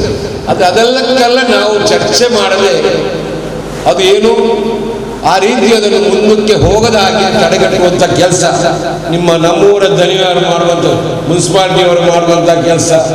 ಸರಿ ಜನರಿಗೆ ನೀವು ಅದಕ್ಕೆ ನಿಷೇಧ ತಗೊಂಡಿದ್ದೀರಿ, ಆ ಸಿಂಪಡಿಸುವ ಕೆಲಸಕ್ಕೆ ನೀವು ಒಪ್ಕೊಂಡಿದ್ದೀರಿ. ಈ ರೀತಿ ನೀವು ಮಾಡುವಂಥ ಕೆಲಸ ಇದು ಅಲ್ಲಾಹನ ಮುಚ್ಚುವಂಥ ಕೆಲಸ. ಇದು ಅಲ್ಲಾಹ್ ಅದಕ್ಕೆ ನಿಮಗೆ ತಕ್ಕದಾದ ಫಲವನ್ನು ನೀಡಲಿ. ಮತ್ತು ನಮಗೆ ಪ್ರತಿಯೊಂದು ವಿಚಾರದಲ್ಲಿ ಕೂಡ ನಮಗೆ ನಂಬಿಕೆ ಬೇಕು. ಆ ವಿಶ್ವಾಸ ಇದ್ದಾಗ ಮಾತ್ರ ಪ್ರತಿಯೊಂದರಲ್ಲಿ ಕೂಡ ನಾವು ಅದನ್ನು ಎದುರಿಸುವಂಥ ಶಕ್ತಿ ಬರಲಿಕ್ಕೆ ಸಾಧ್ಯತೆ ಉಂಟು. ಯಾರೋ ಒಬ್ಬರು ಏನೋ ಹೇಳಿದ್ರು ಅಂತ ಹೇಳಿ ಇದರಲ್ಲಿ ಮುಂದೆ ಹೋಗುವಂಥ ಕೆಲಸ ಅಗತ್ಯ ಇಲ್ಲ. ಎಲ್ಲರೂ ಹೇಳಿದ ಹಾಗೆ ಇದರಲ್ಲಿ ಧೃತಿಗೆಡುವಂಥ ಅವಶ್ಯಕತೆ ಕೂಡ ಇಲ್ಲ. ನಾವು ಆರೋಗ್ಯವಂತರಾಗಿರಬೇಕಾದರೆ ನಾವು ಸ್ವಯಂವಾಗಿ ನಮ್ಮ ರಕ್ಷಣೆಯನ್ನು ನಾವು ಮಾಡಬೇಕು. ಆ ಮೂಲಕ ಇನ್ನಿತರ ನಮ್ಮ ಪರಿಸರದ ಜನರಿಗೆ ಕೂಡ ಸಹಕಾರಿ ಆಗುವಂಥ ರೀತಿಯಲ್ಲಿ ಕೆಲಸ ಆಗಲಿ ಅಂತ ಹಾರೈಸಿ, ಈ ಒಂದು ನಿಮ್ಮ ಸಂಸ್ಥೆ ಕರ್ನಾಟಕ ರಾಜ್ಯಕ್ಕೆ ಒಂದು ಮಾದರಿಯಾಗಲಿ ಅಂತ ಹೇಳುವಂಥ ಒಂದು ಪ್ರಶಂಸೆಯನ್ನು ನಮ್ಮ ಶಾಸಕರು ಕೊಟ್ಟಿದ್ದಾರೆ. ಅದೇ ರೀತಿ ಈ ಸಂಸ್ಥೆ ಬೆಳಗಲಿ, ಇನ್ನೂ ಹೆಚ್ಚಿನ ಕೆಲಸ ಮಾಡಲಿಕ್ಕೆ ನಮಗೆ ಶಕ್ತಿ ಸಿಗಲಿ ಅಂತ ಹೇಳಿ ನಾನು ಮಾತನ್ನು ಮುಗಿಸ್ತೇನೆ. ಅಸ್ಸಲಾಮು ಅಲೈಕುಂ ವರಹಮತುಲ್ಲಾಹಿ ವಬರಕಾತುಹು. ಉಳ್ಳಾಲ ನಗರಸಭಾ ಆಯುಕ್ತರು ರಾಯಪ್ಪ ಸ್ಯಾನಿಟೈಸರ್ ಸಿಂಪಡಿಕೆಗೆ ಚಾಲನೆ ಕೊಡ್ತು. ಕೊರೋನಾ ನಿಯಂತ್ರಣಕ್ಕೆ ತೆತನುಡಾಯಿನ ಮುನ್ನೆಚ್ಚರಿಕೆದ ಬಗೆಟ್ ಮಾಹಿತಿ ಕೊರಿಯರು. ನಾವು 3 ವಿಧಾನಗಳನ್ನು ಅನುಸರಿಸಬೇಕು. ಖಂಡಿತವಾಗಿ ಹೊರಗಡೆ ಹೋದಾಗ ಮಾಸ್ಕನ್ನು ಕಡ್ಡಾಯವಾಗಿ ನಾವು ಹಾಕಬೇಕು ಮತ್ತು ಸೋಷಿಯಲ್ ಡಿಸ್ಟೆನ್ಸನ್ನು ಮೇಂಟೈನ್ ಮಾಡಬೇಕು.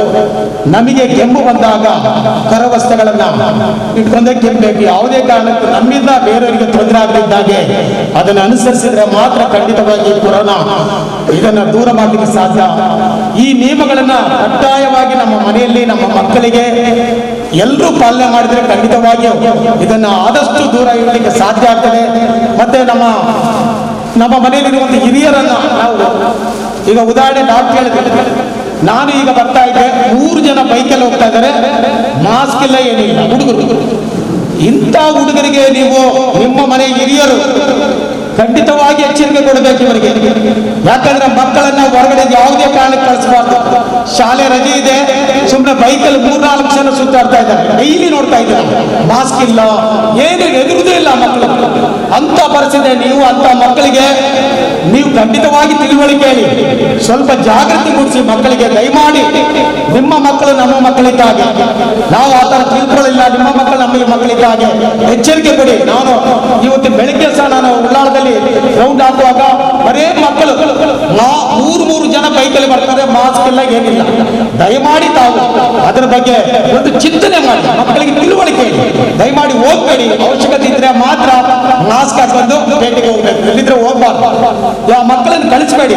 ತುಂಬಾ ಮಕ್ಕಳಿದ್ದಾರೆ ಇಂಥವ್ರು ಉಳ್ಳಾಳದಲ್ಲಿ ತುಂಬಾ ಇದ್ದಾರೆ. ದಯಮಾಡಿ ಅಂತದನ್ನ ಮಾಡಿ ಸೋಷಿಯಲ್ ಡಿಸ್ಟೆನ್ಸ್ ಅನ್ನು ಮೇಂಟೈನ್ ಮಾಡಿ. ದಯಮಾಡಿ ಇಂಥ ಒಂದು ಕಾರ್ಯಕ್ರಮ ಇಲ್ಲಿ ಎಲ್ಲಾ ಕಡೆ ಮಾಡಿ ಯಶಸ್ವಿಯಾಗಿ ಜನ ಜಾಗೃತಿ ಮೂಡಿಸಿ ಜನರಿಗೆಲ್ಲ ಒಳ್ಳೆಯದಾಗಿ ಅನ್ನೋದಾಗಿ ನಾನು ಹಾರೈಸುತ್ತಾ ನನ್ನ ಕುಡ್ಲ ವೆನ್ಲಾಕ್ ಸರ್ಕಾರಿ ಆಸ್ಪತ್ರೆದ ಚರ್ಮರೋಗ ತಜ್ಞರು ಡಾಕ್ಟರ್ ನವೀನ್ ಸಂಪನ್ಮೂಲ ವ್ಯಕ್ತಿಯಾದ ಕೊರೋನಾ ಜಾಗೃತಿ ಮಾಹಿತಿದ ಸಂದೇಶ ಕೊರಿಯರು. ಎಲ್ಲ ಗೌರವಾನ್ವಿತ ಅತಿಥಿಗಳೇ, ವೇದಿಕೆಯ ಮುಂಭಾಗದಲ್ಲಿರ್ತಕ್ಕಂಥ ಎಲ್ಲ ಗೌರವಾನ್ವಿತ ಊರಿನ ನಾಗರಿಕ ಬಂಧುಗಳೇ,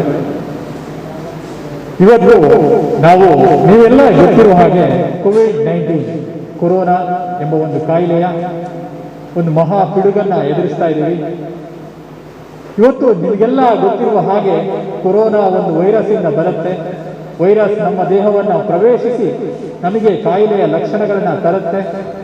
ಕಾಯಿಲೆಯ ಲಕ್ಷಣಗಳು ಬಂದ ಮೇಲೆ ನಮಗೆ ಬೇಕಾದಂಥ ವ್ಯವಸ್ಥೆಗಳನ್ನು ನಾವು ಯಾವ ರೀತಿ ಮಾಡ್ಕೊಂಡಿದ್ದೀವಿ, ಅದಕ್ಕೆ ಯಾವ ರೀತಿ ಮುಂಜಾಗ್ರತಾ ಕ್ರಮವನ್ನು ನಾವು ಕೈಗೊಳ್ಳಬೇಕು, ಅದರ ಬಗ್ಗೆ ಇಲ್ಲಿ ಮಾತಾಡಕ್ಕೆ ಬಂದಿದ್ದೀವಿ. ಪ್ರಾಯಶಃ ನಿನ್ನೆ ರಾತ್ರಿ ಒಂದು 8:45 ಹೊತ್ತಿಗೆ ಶಾಸಕರು ಫೋನ್ ಮಾಡಿದ್ರು.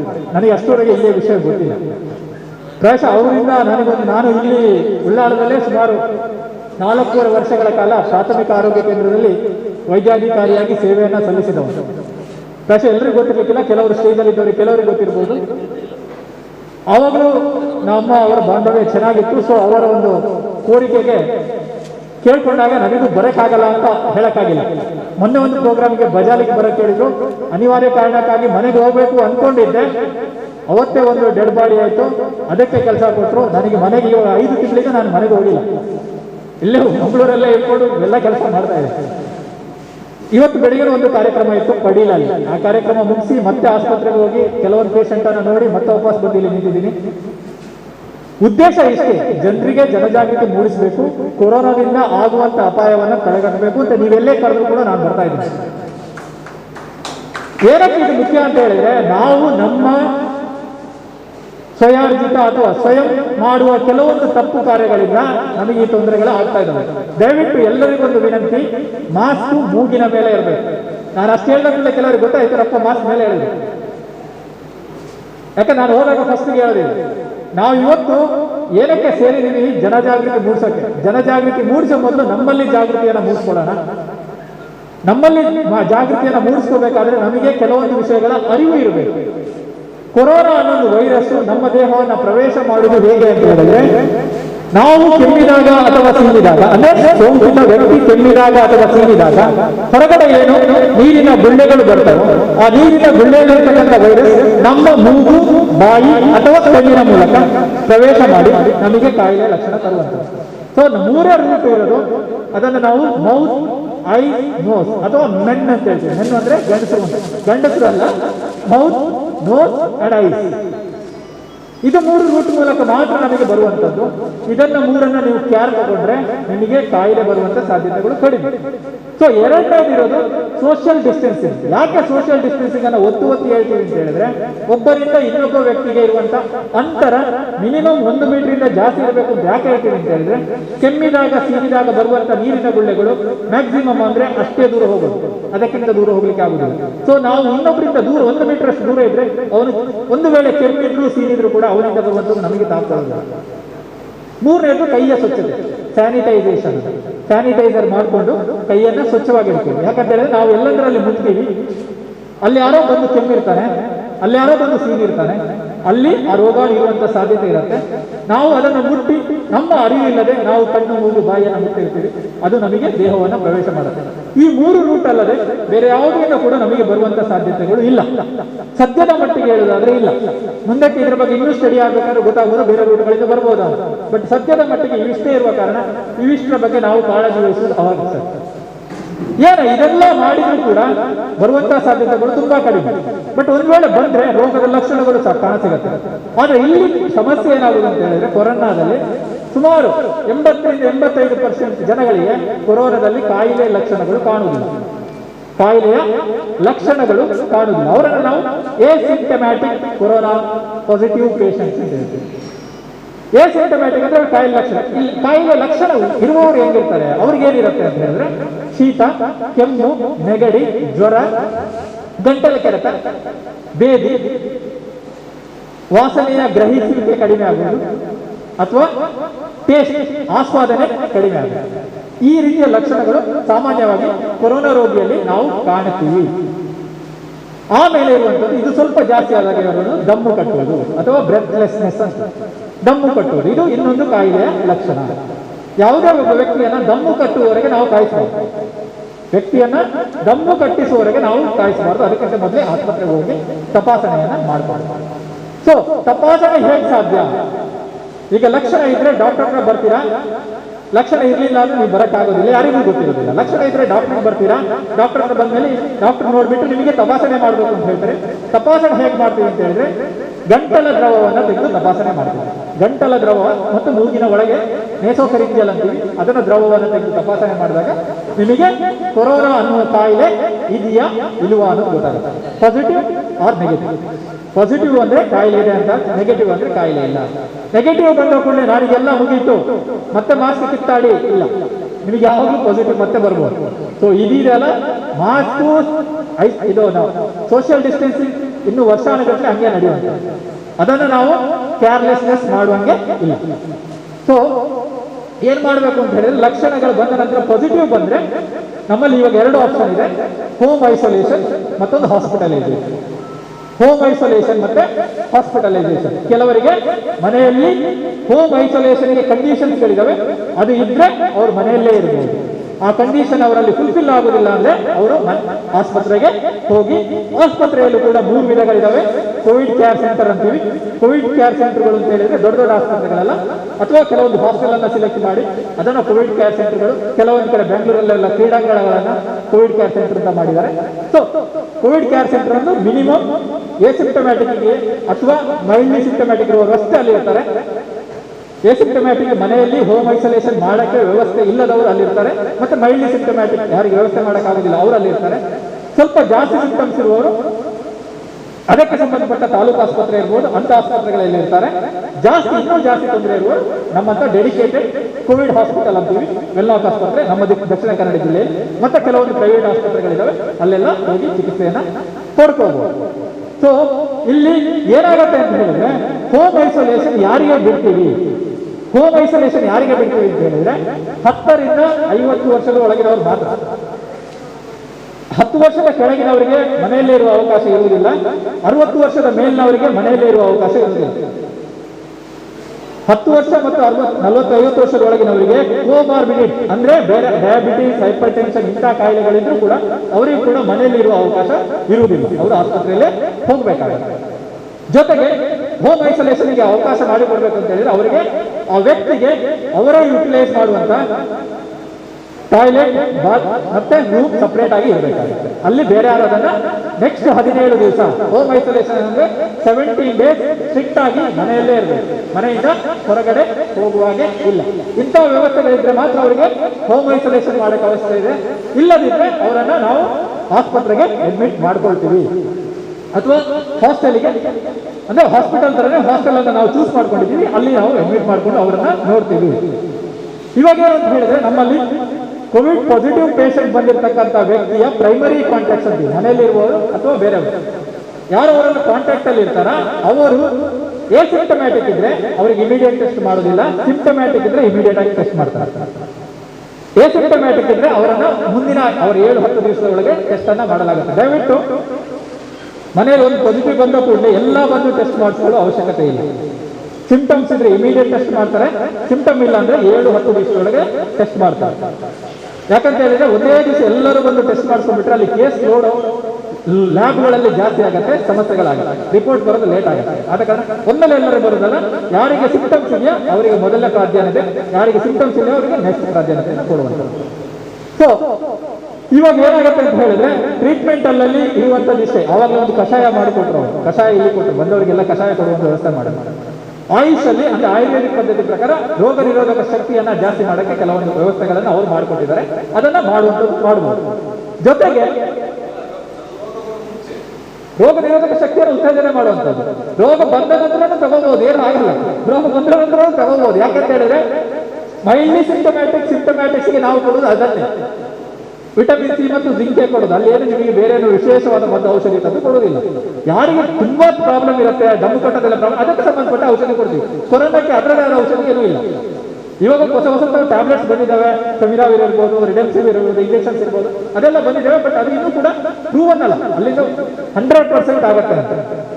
ಸೊ ರೋಗ ನಿರೋಧಕ ಶಕ್ತಿಯನ್ನ ಜಾಸ್ತಿ ಮಾಡ್ಬೇಕಾದ್ರೆ ನಾವು ಇದು ಮಾಡ್ಬೋದು. ಬಟ್ ಏನಾಗುತ್ತೆ ಅಂತ ಹೇಳಿದ್ರೆ ಸಮಸ್ಯೆ ಏನಾಗುದು, ಕೊರೋನಾ ರೋಗ ಬಂದಾಗ ನಾವೇನು ಅಷ್ಟೊಂದು ದೊಡ್ಡ ಫಸ್ಟಿಗೆ ಅನ್ಕೊಂಡಿರಲಿಲ್ಲ ಇಷ್ಟೆಲ್ಲ ಸಮಸ್ಯೆ ಆಗುತ್ತೆ. ಬಟ್ ಸಮಸ್ಯೆ ಆಗುದೇನು ಅಂತ ಹೇಳಿದ್ರೆ ಯಾರಿಗೆ ಕೋಮಾರ್ಬಿಡಿಟಿ ಇದೆಯಾ, ಯಾರು ಮನೆಯಲ್ಲಿ ವಯಸ್ಸಾದವರು ಇರ್ತಾರೆ ಅವರಿಗೆ ಸಮಸ್ಯೆ ಆಗುತ್ತೆ.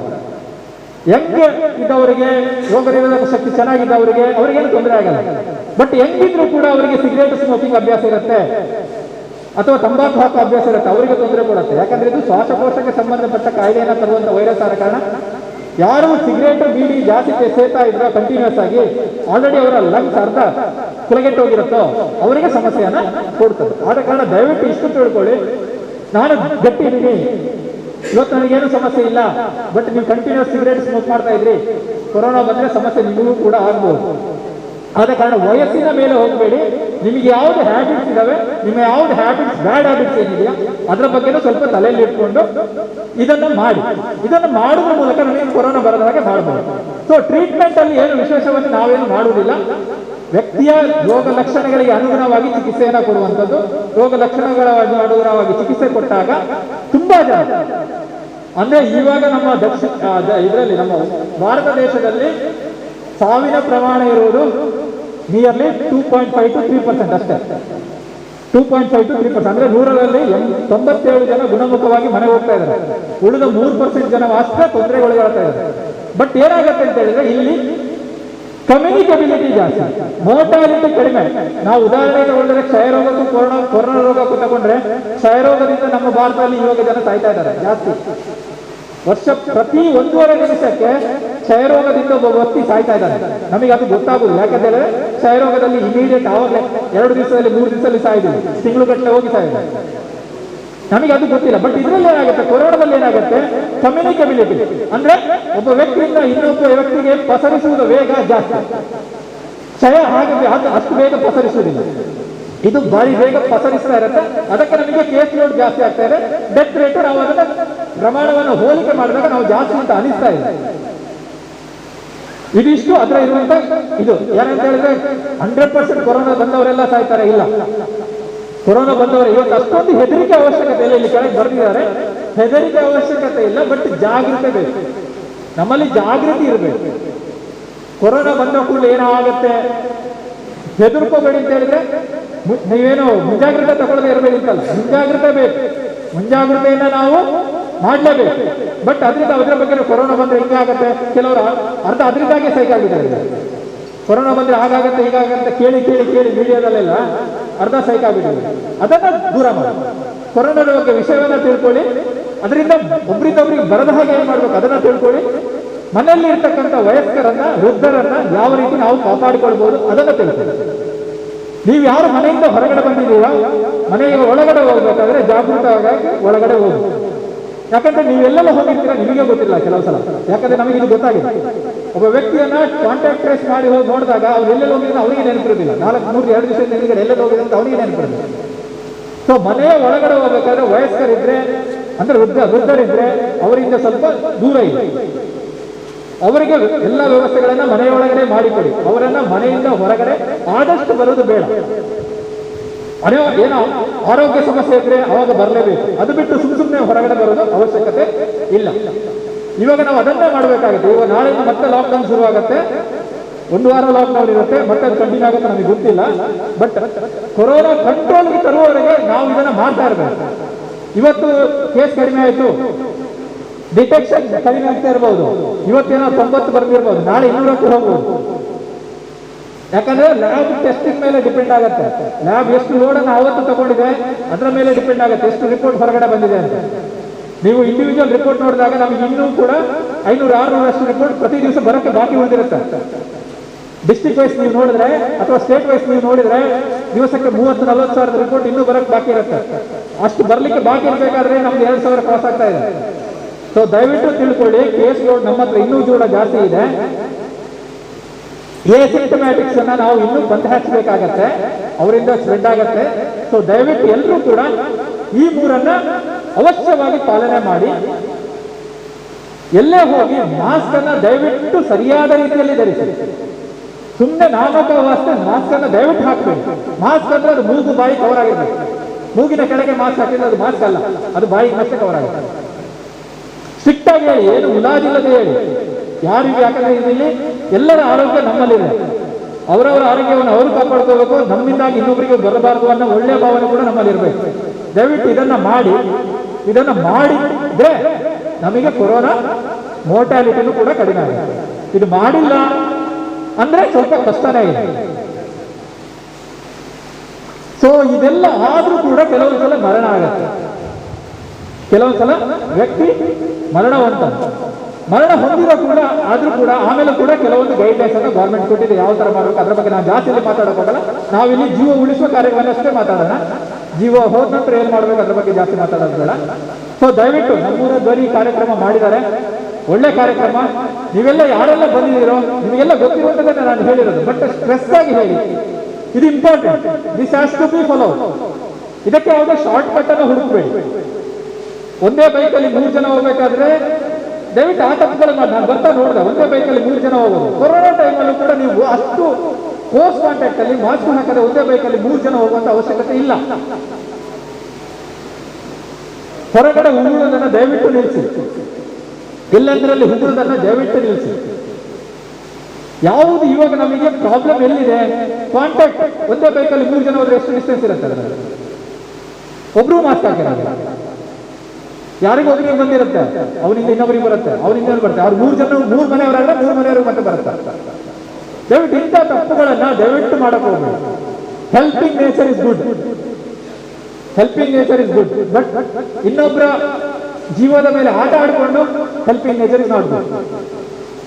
ದಯವಿಟ್ಟು ಇದನ್ನೆಲ್ಲ ಮಾಡಕ್ ಹೋಗಬೇಡಿ ಅಂತ ಹೇಳ್ತಾ, ಇನ್ನೇನೋ ಪ್ರಶ್ನೆ ಇದ್ರೆ ನಾನು ಸ್ವಲ್ಪ ಪ್ರಶ್ನೆ ತಗೋತೀನಿ, ಆಮೇಲೆ ನಾನು ಹೊರಡ್ತೀನಿ. ಏನಾದ್ರು ನಿಮಗೆ ಡೌಟ್ಸ್ ಇದೆ ಕೊರೋನಾದ ಬಗ್ಗೆ ದಯವಿಟ್ಟು ಇವಾಗ ಕೇಳ್ಬೋದು. ಪ್ರಶ್ನೆ ಒಳ್ಳೆಯದು. ಈಗ ನಾನು ಉದಾಹರಣೆಗೆ ಯಾರೊಬ್ಬ ವ್ಯಕ್ತಿ ಹೆಂಗೆ ಒಂದು 30 ವರ್ಷದವ್ರು ಇರ್ತಾನೆ, ಹೊರಗಡೆ ಎಲ್ಲ ಕೆಲಸ ಮಾಡ್ಕೊಂಡು ಬಂದಿರ್ತಾನೆ, ಬಟ್ ಅವನಿಗೆ ಕಾಯಿಲೆ ಬಂದಿರ್ಬೋದು. ನಾನು ಆವಾಗ ಹೇಳಿದೆ ಅವನಿಗೆ ರೋಗ ಲಕ್ಷಣಗಳು ಇರುವುದಿಲ್ಲ. ಬಟ್ ಮನೆಯಲ್ಲಿ ಒಬ್ಬರು 60 ವರ್ಷದವ್ರು ಇದ್ದಾರೆ, ಅವರೇ ಆಕ್ಟಿವ್. ಇವನು ಕೆಮ್ಮಿದಾಗ ಅವನಿಗೆ ರೋಗ ಲಕ್ಷಣ ಇದ್ರೆ ಕೆಮ್ತಾನೆ, ಕೆಮ್ಮೋದೇ ಇಲ್ಲ. ಕೆಮ್ಮೋದಿಲ್ಲ ಸೀನೋದಿಲ್ಲ ಅಂದ್ರೆ ಅವನಿಂದ ರೋಗಗಳು ಹೊರಗಡೆ ಬರೋದಿಲ್ಲ, ಅಷ್ಟು ತಿಳ್ಕೊಳ್ಳಿ. ಒಬ್ಬ ಏಸಿಂಟಮ್ಯಾಟಿಕ್ ವ್ಯಕ್ತಿ ಅವನ ಹತ್ರ ಕೆಮ್ಮಿದಾಗ ಸೀಲಿಲ್ಲ ಅಂದ್ರೆ ಅವನಿಂದ ರೋಗಗಳು ಹೊರಗಡೆ ಬರಲಿಕ್ಕೆ ಸಾಧ್ಯ ಇಲ್ಲ. ಬರೋಕ್ಕೆ ಒಂದು ಸಾಧ್ಯ ಇದೆ, ಅವನು ಮೂತ್ರ ವಿಸರ್ಜನೆ ಮಾಡಬೇಕಾದ್ರೆ ಅಥವಾ ಮಲದಿಂದ ಬರುವ ಸಾಧ್ಯತೆ ಇರುತ್ತೆ. ಆದ ಕಾರಣ ಯಾರು ಮೂತ್ರ ವಿಸರ್ಜನೆ ಮಾಡ್ತಾರೆ, ಮಲ ವಿಸರ್ಜನೆ ಮಾಡಿದ ನಂತರ ಕರೆಕ್ಟ್ ಆಗಿ ನೀವು ಮಾಡಿರುವಂತ ಟಾಯ್ಲೆಟ್ ಅನ್ನ ಕಮೋಡ್ ಅನ್ನ ತೊಳಿಬೇಕು. ನಾವು ಯಾಕೆ ಐಸೋಲೇಟ್ ಮಾಡಿದಾಗ ಅವನಿಗೆ ಸಪ್ರೇಟ್ ಬೇಕು ಅಂತ ಯಾಕೆ ಹೇಳ್ತೀವಿ? ಇದೇ ಕಾರಣಕ್ಕೋಸ್ಕರ. ಸಪ್ರೇಟ್ ಬಾತ್ರೂಮ್ ಟಾಯ್ಲೆಟ್ ಯಾಕೆ ಬೇಕು ಅಂತ ಹೇಳ್ತೀವಿ ಅಂತ ಹೇಳಿದ್ರೆ ಇದೇ ಕಾರಣಕ್ಕೋಸ್ಕರ, ಇನ್ನೊಬ್ರು ಯೂಸ್ ಮಾಡಬಾರ್ದು ಅನ್ನೋ ಕಾರಣಕ್ಕೋಸ್ಕರ ಹಾಗೆ. ಒಳ್ಳೆ ಪ್ರಶ್ನೆ. ಇವಾಗ ನಾವು ಸೀಸನಲ್ ಇನ್ಫ್ಲೂಯೆನ್ಸಾ ಅಂತೀವಿ. ಸಾಮಾನ್ಯವಾಗಿ ಈ ಸೀಸನ್ ಅಲ್ಲಿ ಶೀತ ಜ್ವರ ಸಾಮಾನ್ಯವಾಗಿರುತ್ತೆ. ಯಾವುದೇ ಒಂದು ವ್ಯಕ್ತಿ ಒಬ್ಬ ಡಾಕ್ಟರ್ ಹತ್ರ ಹೋದಾಗ ಆ ಡಾಕ್ಟರ್ ಕ್ವಾಲಿಫೈಡ್ ಡಾಕ್ಟರ್ ಆಗಿದ್ರೆ, ನಾನು ಅದನ್ನು ಮತ್ತೆ ಒತ್ತಿ ಹೇಳ್ತೀನಿ, ಕ್ವಾಲಿಫೈಡ್ ಡಾಕ್ಟರ್ ಆಗಿದ್ರೆ ಅವನು ನಿಮ್ಮನ್ನ ಪರೀಕ್ಷೆ ಮಾಡಿ ನಿಮ್ಮ ಹಿಸ್ಟ್ರಿಯನ್ನ ಕೇಳಿ, ನಿಮಗೆ ಕಾಂಟ್ಯಾಕ್ಟ್ಸ್ ಇದೆಲ್ಲ ಹಿಸ್ಟ್ರಿ ಕೇಳಿ, ಜ್ವರ ಯಾವ ರೀತಿ ಇದೆ ಅಂತ ನೋಡ್ಬಿಟ್ಟು ಅದಕ್ಕೆ ಕೋವಿಡ್ ಟೆಸ್ಟ್ ಬೇಕಾ ಬೇಡವಾ ಅನ್ನೋದನ್ನ ಜಡ್ಜ್ ಅವನು ಮಾಡ್ತಾನೆ. ಕೋವಿಡ್ ಟೆಸ್ಟ್ ಬೇಕು ಅಂತ ಹೇಳಿ ಜಡ್ಜ್ ಮಾಡಿದ್ರೆ ದಯವಿಟ್ಟು ಕೋವಿಡ್ ಟೆಸ್ಟ್ ಮಾಡ್ಕೊಳ್ಳಿ. ಕೋವಿಡ್ ಟೆಸ್ಟ್ ಬೇಡ ಅಂತ ಜಡ್ಜ್ ಮಾಡಿ ನಿಮಗೆ 2 ದಿವಸ ಅಥವಾ 3 ದಿವಸ ಔಷಧಿ ಕೊಟ್ಟಾಗ 2-3 ದಿವಸದಲ್ಲೂ ಕಡಿಮೆ ಆಗಿಲ್ಲ ಅಂದ್ರೆ ನೀವು ಮತ್ತೆ ಡಾಕ್ಟರ್ ಹತ್ರ ಹೋಗಿ ನೋಡ್ಬೋದು. ಆಮೇಲೆ ಅದನ್ನು ಮುಂದೂಡುವ ಅವಶ್ಯಕತೆ ಇಲ್ಲ. ಯಾಕಂದ್ರೆ ನಮಗೆ ಎಲ್ಲ ಲಕ್ಷಣಗಳು ಒಂದೇ ತರ ಇರೋ ಕಾರಣ ಕೊರೋನಾ ಹೌದಾ ಅಲ್ಲೋದನ್ನ ತಿಳ್ಕೋಬೇಕು. ಕೊರೋನಾ ಹೌದಾ ತಿಳ್ಬೇಕಾದ್ರೆ ಟೆಸ್ಟ್ ಮಾಡಿ ತಿಳ್ಕೋಬೇಕು, ಇಲ್ಲಾಂದ್ರೆ ಬೇರೆ ಆಪ್ಷನ್ ಇಲ್ಲ. ಇವ್ರು ಹೇಳಿದ ಹಾಗೆ ದಯವಿಟ್ಟು ಮೆಡಿಕಲ್ಗೆ ಹೋಗಿ ತಗೋಬೇಕು, ಡಾಕ್ಟರ್ ಹತ್ರ ಹೋಗಿ. ಮೆಡಿಕಲ್ ಅವರು ಡಾಕ್ಟರ್ ಅಲ್ಲ, ಇವಿಷ್ಟು ನಿಮ್ ತಲೆಯಲ್ಲಿ. ಇಲ್ಲಿ ಕೆಲವರು ಮೆಡಿಕಲ್ ಇರಬಹುದು, ನನಗೆ ಗೊತ್ತಿಲ್ಲ. ಮೆಡಿಕಲ್ ಅವರು ಡಾಕ್ಟರ್ ಅಲ್ಲ, ಅವರಿಗೆ ಆ ಮಾತ್ರೆಯ ಬಗ್ಗೆ ಗೊತ್ತಿರುತ್ತೆ, ಡಿಸೀಸ್ ಬಗ್ಗೆ ಗೊತ್ತಿರಲ್ಲ, ಯಾವುದೇ ಕಾಯಿಲೆ ಬಗ್ಗೆ ಅವರಿಗೆ ಗೊತ್ತಿರಲ್ಲ. ಮಾತ್ರ ಏನಕ್ಕೆ ಕೊಡ್ತಾರೆ ಅನ್ನೋದು ಅವ್ರಿಗೆ ಗೊತ್ತಿರುತ್ತೆ, ಯಾಕಂದ್ರೆ ಅವರು ಅದು ಓದಿರ್ತಾರೆ. ನೀವು ನಿಮ್ಮ ರೋಗ ಲಕ್ಷಣ ಹೇಳಿಕೊಂಡು ಅವರನ್ನು ಮಾತ್ರ ಕೊಡ್ತಾರೆ. But OTC over the counter ಏನಿದೆಯೋ ಅದು ಆಕ್ಚುಲಿ ಕೊಡಬಾರ್ದು. ಬಟ್ ಇಲ್ಲಿ ನಮ್ಮಲ್ಲಿ ಪ್ರಾಕ್ಟೀಸ್ ಆಗಿದೆ, ಎಲ್ಲ ಓದ ಕೂಡ ಶೀತ ಜ್ವರ ಮಾತ್ರ ಕೊಡ್ತಾರೆ. But actually speaking without prescription ಯಾವುದೇ ಮಾತ್ರೆಯನ್ನು ತಗೊಳ್ಳೋದಿಲ್ಲ. ನೀವು ಪ್ರಿಸ್ಕ್ರಿಪ್ಷನ್ ಬೇಕು ಅಂತ ಹೇಳಿದ್ರೆ ಡಾಕ್ಟರ್ ಹೋಗಿ ತಗೋಬೇಕು. ಸೊ ಇವಾಗ ನಾವು ಮೆಡಿಕಲ್ ಅವರಿಗೂ ಕೂಡ ನೋಟಿಸ್ ಕೊಟ್ಟಿದ್ದಾರೆ. ನೀವು ಒಂದು ವೇಳೆ ಜ್ವರ ಶೀತ ಅರ್ಜೆಂಟ್ ಕೊಟ್ಟರು ಕೂಡ ಯಾರಿಗೆ ಕೊಟ್ಟಿದ್ದೀನಿ ಅವರ ನಂಬರು ಇದೆಲ್ಲ ಹೆಸರೆಲ್ಲ ಡೈಲಿ ಡಿಸ್ಟ್ರಿಕ್ಟ್ ಅಡ್ಮಿನಿಸ್ಟ್ರೇಷನ್ಗೆ ಅವ್ರು ಕೊಡಬೇಕಾಗತ್ತೆ. ಇವನ್ ನಾವು ಕೂಡ, ನಾನು ಇವತ್ತೊಂದು ಶೀತ ಜ್ವರ ವ್ಯಕ್ತಿಯನ್ನು ನೋಡಿದ್ರೆ ನಾನು ಕೂಡ ಇವತ್ತು ಇಂಥ ವ್ಯಕ್ತಿಯನ್ನು ನೋಡಿದ್ದೀನಿ ಅಂತೇಳಿ ಗೌರ್ಮೆಂಟ್ ಅಲ್ಲಿ ಅಂದ್ರೆ ಹಂಗೆ ಹೋಗುತ್ತೆ. ಪ್ರೈವೇಟ್ ಅಲ್ಲಿ ಒಂದು ವೇಳೆ ನಾವು ನೋಡಿ ಆ ಥರ ನೋಡಿದ್ರೆ, ನಾನು ನೋಡೋದಿಲ್ಲ ಯಾಕಂದ್ರೆ ನಾನು ಚರ್ಮರೋಗ ತಜ್ಞ, ನಾನು ಇದ್ರ ಸಂಬಂಧಪಟ್ಟ ತಜ್ಞ ಅಲ್ಲ, ನಾನು ಸ್ಕಿನ್ ಡಿಸೀಸ್ ಅನ್ನ ನೋಡುವಂತವನು. ನಾನು ಬರೀ ಸ್ಕಿನ್ ಡಿಸೀಸ್ ಅಷ್ಟೇ ನೋಡ್ತೀನಿ. ಬಟ್ ಇಲ್ಲಿ ಕೊರೋನಾ ನಮ್ದು ಎಲ್ಲ ಕಾಲ ಕೊರೋನಾ ಆದ ಕಾರಣ ಎಲ್ಲವನ್ನ ನೋಡ್ತೀವಿ. ಅದು ಬಿಟ್ರೆ ಹೊರಗಡೆ ಬಂದ್ರೆ ನಾನು ಸ್ಕಿನ್ ಅಷ್ಟೇ ನೋಡೋದು. ಒಂದ್ ವೇಳೆ ನಾನು ನೋಡಿದ್ರೆ ಅಪ್ಪಿತಪ್ಪಿ ಏನಾದ್ರು ಜ್ವರ ಶೀತದವರು ನಾನು ಕೂಡ ಅವರಿಗೆ ರಿಪೋರ್ಟ್ ಕೊಡಬೇಕು. ರಿಪೋರ್ಟ್ ಕೊಟ್ಟಿಲ್ಲ ಅಂದ್ರೆ ನೋಟಿಸ್ ಬರುತ್ತೆ. ಇವತ್ತು ನೀವು ಅಪೋಲೋ ಮತ್ತು ಸಾಗರ್ ಹಾಸ್ಪಿಟಲ್ ಬ್ಯಾಂಗ್ಳೂರಲ್ಲಿ OPD ಬಂದ್ ಮಾಡಿಬಿಟ್ಟಿದ್ದಾರೆ. ಅವರು ಬೆಡ್ ಕೊಟ್ಟಿಲ್ಲ ಅಂತೇಳಿ ಅವರು OPD ಬಂದ್. ಇದನ್ನ ಮನಗಂಡೆ ಸರ್ಕಾರ 2 ದಿವಸದ ಮೊದಲು ಇದು ಆದೇಶ ಮಾಡಿದೆ. ಯಾರು ಕೋವಿಡ್ ಟೆಸ್ಟ್ ಮಾಡಿದಾರೋ ಅವರು ಕಂಪಲ್ಸರಿಯಾಗಿ ಮನೆಯಲ್ಲೇ ಇರಬೇಕು, ಮನೆಯಿಂದ ಹೊರಗಡೆ ಬರುವಾಗಿಲ್ಲ. ಯಾರು ಕೋವಿಡ್ ಟೆಸ್ಟ್ ಕೊಟ್ಟಿದಾರೋ ಅವರು ರಿಪೋರ್ಟ್ ಬರುವವರೆಗೆ ಮನೆಯಿಂದ ಹೊರಗಡೆ ಕಾಲಿಡುವಂಗಿಲ್ಲ. ಒಂದು ವೇಳೆ ಆ ತರ ಗೊತ್ತಾಗ್ಬಿಟ್ರೆ ಸರ್ಕಾರಕ್ಕೆ ಏನಾದ್ರು ನಿಮ್ಮ ಮೇಲೆ ಆಕ್ಷನ್ ತೆಗೆಯಲಿಕ್ಕಾಗತ್ತೆ. ಆ ತರ ಗವರ್ಮೆಂಟ್ ಆರ್ಡರ್ನೇ ಆದೇಶವನ್ನೇ, ಈವನ್ ಇನ್ಕ್ಲೂಡಿಂಗ್ ಡಾಕ್ಟರ್ಸ್ ಕೂಡ ಅಷ್ಟೇ. ನಾವೇನಾದ್ರೂ ಟೆಸ್ಟ್ ಕೊಟ್ರೆ ಟೆಸ್ಟ್ ರಿಪೋರ್ಟ್ ಬರುವವರೆಗೆ ನಾವು ಕ್ವಾರಂಟೈನ್ ಅಲ್ಲಿ ಇರಬೇಕು. ಟೆಸ್ಟ್ ರಿಪೋರ್ಟ್ ಬಂದ ನಂತರ ನೆಗೆಟಿವ್ ಬಂದ್ರೆ ನಾವು ಮತ್ತೆ ವಾಪಸ್ ಕೆಲಸಕ್ಕೆ ಬರ್ತೀವಿ, ಪಾಸಿಟಿವ್ ಬಂದ್ರೆ ನಮಗೂ ಕೂಡ ಗೈಡ್ಲೈನ್ಸ್ ಏನಿದೆ ಅದೇ ಹೇಳುತ್ತೆ, ಅದನ್ನ ನಾವು ಫಾಲೋ ಮಾಡ್ತೀವಿ. ಸೊ ಯಾರಿಗಿಲ್ಲಿ ಅವರು ಇವರು ಅಂತ ಏನಿಲ್ಲ, ಶಾಸಕರಾದರೂ ಅಷ್ಟೇ, ಎಲ್ರಿಗೂ ಸೇಮ್ ಗೈಡ್ಲೈನ್. ಪೆರ್ಮನೂರು ಸಂತ ಸೆಬೆಸ್ಟಿಯನ್ ಧರ್ಮ ಕೇಂದ್ರದ ಉಪಾಧ್ಯಕ್ಷರು ಮೌರಿಸ್ ಮೊಂತೆರೋ, ಉಳಿಯ ಶ್ರೀ ಉಳ್ಳಾಲ್ತಿ ಧರ್ಮರಸರ ಕ್ಷೇತ್ರದ ರಾಜೇಶ್ ಗುರಿಕಾರ ಪಾತೆರೊಂದು ಆರೋಗ್ಯ ಸುರಕ್ಷತೆಯನ್ನು ಕಾತೊನ್ನ ನಿಟ್ಟಿಡು ಮಾತೆರಲ ಜಾಗೃತಿ ವಹಿಸೋಡು ಪಂಡದ ತೆರಿಪಾಯರು ಮಲ್ಪನಂಚಿನ ಈ ಒಂದು ಕಾರ್ಯಕ್ರಮ ಭಾರಿ ಕಾರ್ಯಕ್ರಮ ಅಂತ ಈ ಪೊರ್ತರು ಮೆಚ್ಚುಗೆ ಪಡೆದ ದಯಪಂಡ ವ್ಯಾಪನೆ ಮಾಡಿಕೊಡ್ತಿನಂಚಿನ ಕಾರ್ಯಕ್ರಮ ಕಲಿನ ಮೂಜಿ ತಿಂಗಳು ಜನಗಳಿಗೆ ಜನ ಜಾಗೃತಿ ಮಾಡಿಕೊಡ್ಕೊಂಡಂಚಿನ ಯೋಚನೆ ಕಾರ್ಯಕ್ರಮವು ಇನಿ ಮಂತಲ್ಲ ಭಾರಿ ಸಂತೋಷ. ಸ್ವಾಮಿ ವಿವೇಕಾನಂದರು ಪಾತ್ರ ಬಂತೇರು ಎಂಕೊಂದು ಎಡ್ಡೆ ಐನು ಜವಳಿಯರಲ್ಲಿ ಬರಲಿ ಯಾರು ಈ ದೇಶದ ಚಿತ್ರಣ ಬದಲು ಬಂದಿದ್ದು ಅಂಚೆನೆ ಇನಿ ನಮ್ಮೂರದಲ್ಲಿ ಹಳೆಕಾಲದ ಮನ್ಪುಡ ಈ ಕಾರ್ಯಕ್ರಮ ಜವಳಿಯರು ತುಂಬ ತವಲೆ ನಿಗ್ಲಗೆ ನಮ್ಮ ಸಚಿವರು ಒಡಂಬಂಚಿನ ವ್ಯವಸ್ಥೆ ನೋಡಿ ಮುಂದುವರ್ಪೇರು ಅಂಜಾದು ಪುರಾಣಿಗಳು ಈ ಕಾರ್ಯಕ್ರಮ ತೊರಲು ರೀತಿಯಲ್ಲಿ ಮುಂದುವರೆದು ಬಂದ್ಬಿಡ ಯಾನ ಈ ಬೋರ್ತು ನಿಗ್ಲಗೆ ನಾನು ಒಂದು ಉಲ್ಲಾಲ ಧರ್ಮಸ್ಥಳ ಕ್ಷೇತ್ರದ ಗುರುಕರಾದ ಮಧ್ಯಾಹ್ನ ದೇವರ ಪ್ರಾರ್ಥನೆ ಮಾಡೋಣ ಬೊಕ್ಕ ಒಂದು ವಿಚಾರ ಒಂದು ದಯಪಂಡಗ ಜನಗಳ ಆರೋಗ್ಯದ ಬಗ್ಗೆ ಮಸ್ತ್ ಜಾಗ್ರತೆ ಮಾಡ್ಕೊಂಡು ದಯಪಂಡ ಯಾನಿ ಮಾಸ್ಕ್ ಪಂಡಗ ಇನ್ನು ಯಾನೇನದು ಮಗಕ್ಕೆ 1,76,000 ಮಾಸ್ಕ್ಗೆ ಖರ್ಚು ಮಾಡ್ತೀವಿ ಆ ಟೈಮ್ ಅವಾಗ ಈ ಮಾಸ್ಕ್ ದಕ್ಕಿ ದಕ್ಕನಾಗ ಮಗೆಂದು ಮಾತ್ರ ಒಬ್ಬ ಮಾಸ್ಕ್ ದಕ್ಕೊಡ್ತಿ ನನದ ದಿನ ತೆಜಿದು ಮಾಡಿದಂಚಿನ ಪರಿಸ್ಥಿತಿ ಬರೋನಿಕ್ಲೇಗೆ ಆ ಪರಿಸ್ಥಿತಿ ಬರ್ತದೆ ಜನಗಳಿಗೆ ನನ್ನ ತುಂಬ ನಮ್ಮ ಮಾಸ್ಕ್ ಇದ್ದಂದ್ರೆ ನಡಪನಂಚಿನ ಪರಿಸ್ಥಿತಿ ಬರೋದು ಇಂಚಿನ ಕಾರ್ಯಕ್ರಮ ನನಾದು ತುಂಬಾದು ಬರೋದು ಪಂಡದ ಯಾನ್ ಪಂಡ ಎರಡು ಪಾತ್ರ ಅವಕಾಶ ಮಾಡಿಕೊರ್ನಂಚಿನ ಈ ಒಂದು ಸಂಸ್ಥೆಗೆ ನನ್ನ ಹೃತ್ಪೂರ್ವಕ ಅಭಿನಂದನೆ ಕೊಡ್ತೇನೆ. ಈ ನಮ್ಮೂರ ಧ್ವನಿ ಸೇವಾ ಸಂಘ ಹಳೆಕಾಲ ಕಾರ್ಯ ನಿಮ್ಮ ಈ ಯೋಜನೆಯು ತುಂಬ ಒಂದು ಸಂತೋಷದ ವಿಷಯದಲ್ಲಿ ನೀವು ಇದನ್ನು ಇಲ್ಲಿ ನೆರವೇರಿಸ್ತಾ ಇದ್ದೀರಿ. ಇದಕ್ಕೆ ಪ್ರತಿಯೊಬ್ಬರು ಇದಕ್ಕೆ ನನ್ನ ಅಭಿಪ್ರಾಯ ಇದಕ್ಕೆ ಸಹಕಾರ ನೀಡುತ್ತಾರೆ, ಏಕೆಂದರೆ ಇದು ತುಂಬ ಒಳ್ಳೆಯ ಅಭಿಪ್ರಾಯ. ಇನ್ನು ಮುಂದಕ್ಕೆ ಬರುವಂಥ ಕಷ್ಟ ಸಂಕಷ್ಟಗಳನ್ನು ಎದುರಿಸಲು ನೀವು ಈಗಲೇ ತಯಾರಿರುವುದರಿಂದ ಈ ಬರುವ ಕಷ್ಟ ಸಂಕಷ್ಟಗಳನ್ನು ಆದಷ್ಟು ಬೇಗ ನಿವಾರಿಸಲು ನಿಮಗೆ ದೇವರ ಶಕ್ತಿ ನೀಡಲಿ. ಹಾಗೂ ನಿಮ್ಮ ಎಲ್ಲ ಮುಂದಿನ ಈ ನೀವು ಮಾಡುವ ಸೇವೆಗೆ ದೇವರು ಆಶೀರ್ವಾದ ನೀಡಲಿ. ನಿಮಗೆ ಒಳ್ಳೆಯ ಆರೋಗ್ಯ ಕೊಟ್ಟು ಅವರು ನಿಮ್ಮನ್ನು ಕಾಪಾಡಲಿ. ಹಾಗೂ ಇದರಲ್ಲಿ ತುಂಬ ಯಶಸ್ವಿ ಆಗಲೆಂದು ನಾನು ನಿಮಗೆ ಶುಭ ಕೋರುತ್ತೇನೆ.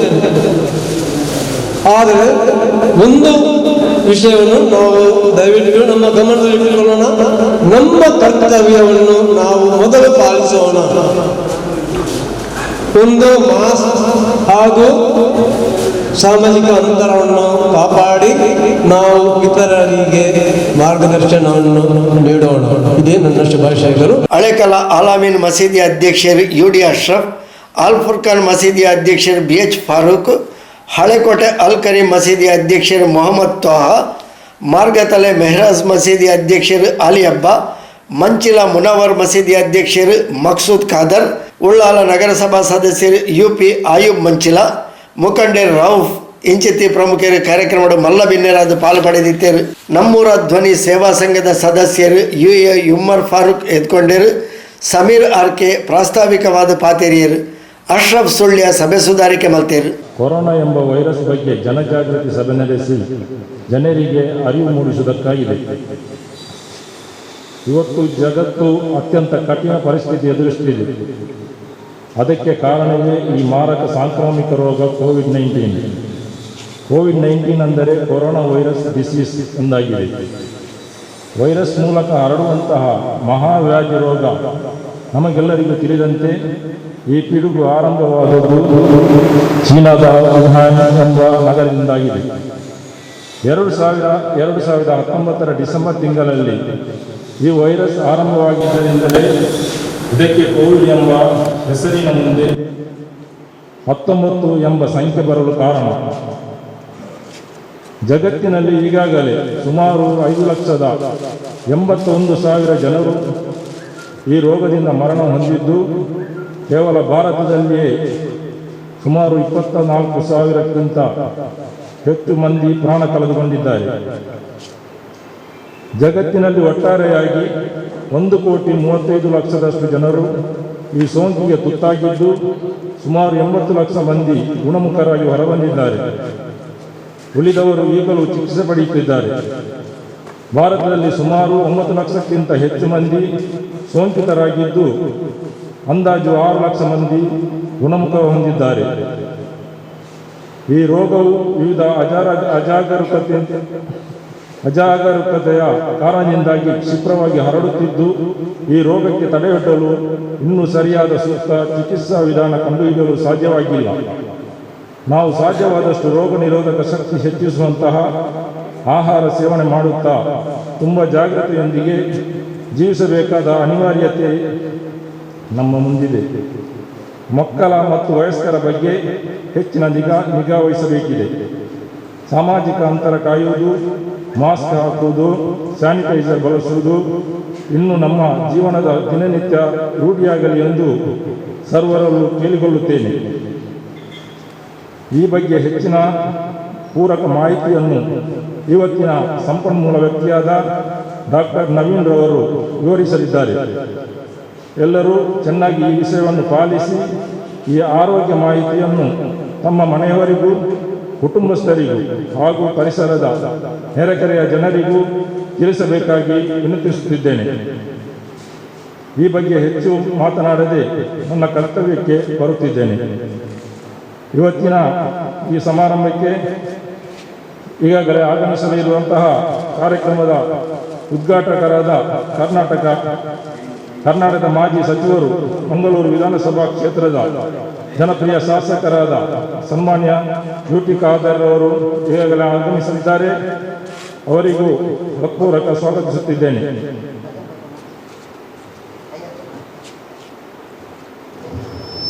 ಅದೇ ರೀತಿ ನಮ್ಮ ಸಭೆಯ ಇನ್ನೋರ್ವ ಅತಿಥಿ ಉಲ್ಲಾಲ ಸೈಯದ್ ಮದನಿ ದರ್ಗಾ ಅಧ್ಯಕ್ಷರಾದಂತಹ ಹಾಜಿ ಅಬ್ದುಲ್ ರಶೀದ್ ರವರಿಗೆ ನಮ್ಮೂರ ಧ್ವನಿ ಸೇವಾ ಸಂಘದ ವತಿಯಿಂದ ಆರ್ಥಿಕವಾಗಿ ಸ್ವಾಗತಿಸುತ್ತಿದ್ದೇನೆ. ಹಾಗೆಯೇ ಸಭೆಯಲ್ಲಿ ಆಸೀನರಾದಂತಹ ಮೋರಿಸ್ ಮಂತೇರೋ ಉಪಾಧ್ಯಕ್ಷರು, ಸಂತ ಸೆಬೆಸ್ಟಿನ್ ಚರ್ಚ್ ಕೊಕ್ಕೋಟ್ ಇವರಿಗೂ ನಮ್ಮೂರ ಧ್ವನಿ ಸೇವಾ ಸಂಘದ ವತಿಯಿಂದ ಆರ್ಥಿಕವಾಗಿ ಸ್ವಾಗತಿಸುತ್ತಿದ್ದೇನೆ. ಸಭೆಯಲ್ಲಿ ಆಸೀನರಾದ ಇನ್ನೋರ್ವ ಅತಿಥಿಯಾದಂತಹ ಶ್ರೀ ಉಲ್ಲಾಲ್ಕಿ ಧರ್ಮ ಅರಸರ ಕ್ಷೇತ್ರದ ರಾಜೇಶ್ ಗುರಿಕಾರ್ ಇವರಿಗೂ ನಮ್ಮೂರ ಧ್ವನಿ ಸೇವಾ ಸಂಘದ ವತಿಯಿಂದ ಆರ್ಥಿಕವಾಗಿ ಸ್ವಾಗತಿಸುತ್ತಿದ್ದೇನೆ. ಹಾಗೆಯೇ ಅಲೇಖನ ಕಾರ್ಯಕ್ಕೆ ಒಳಪಟ್ಟ ಅಲೇಖನ ಮಸೀದಿಯ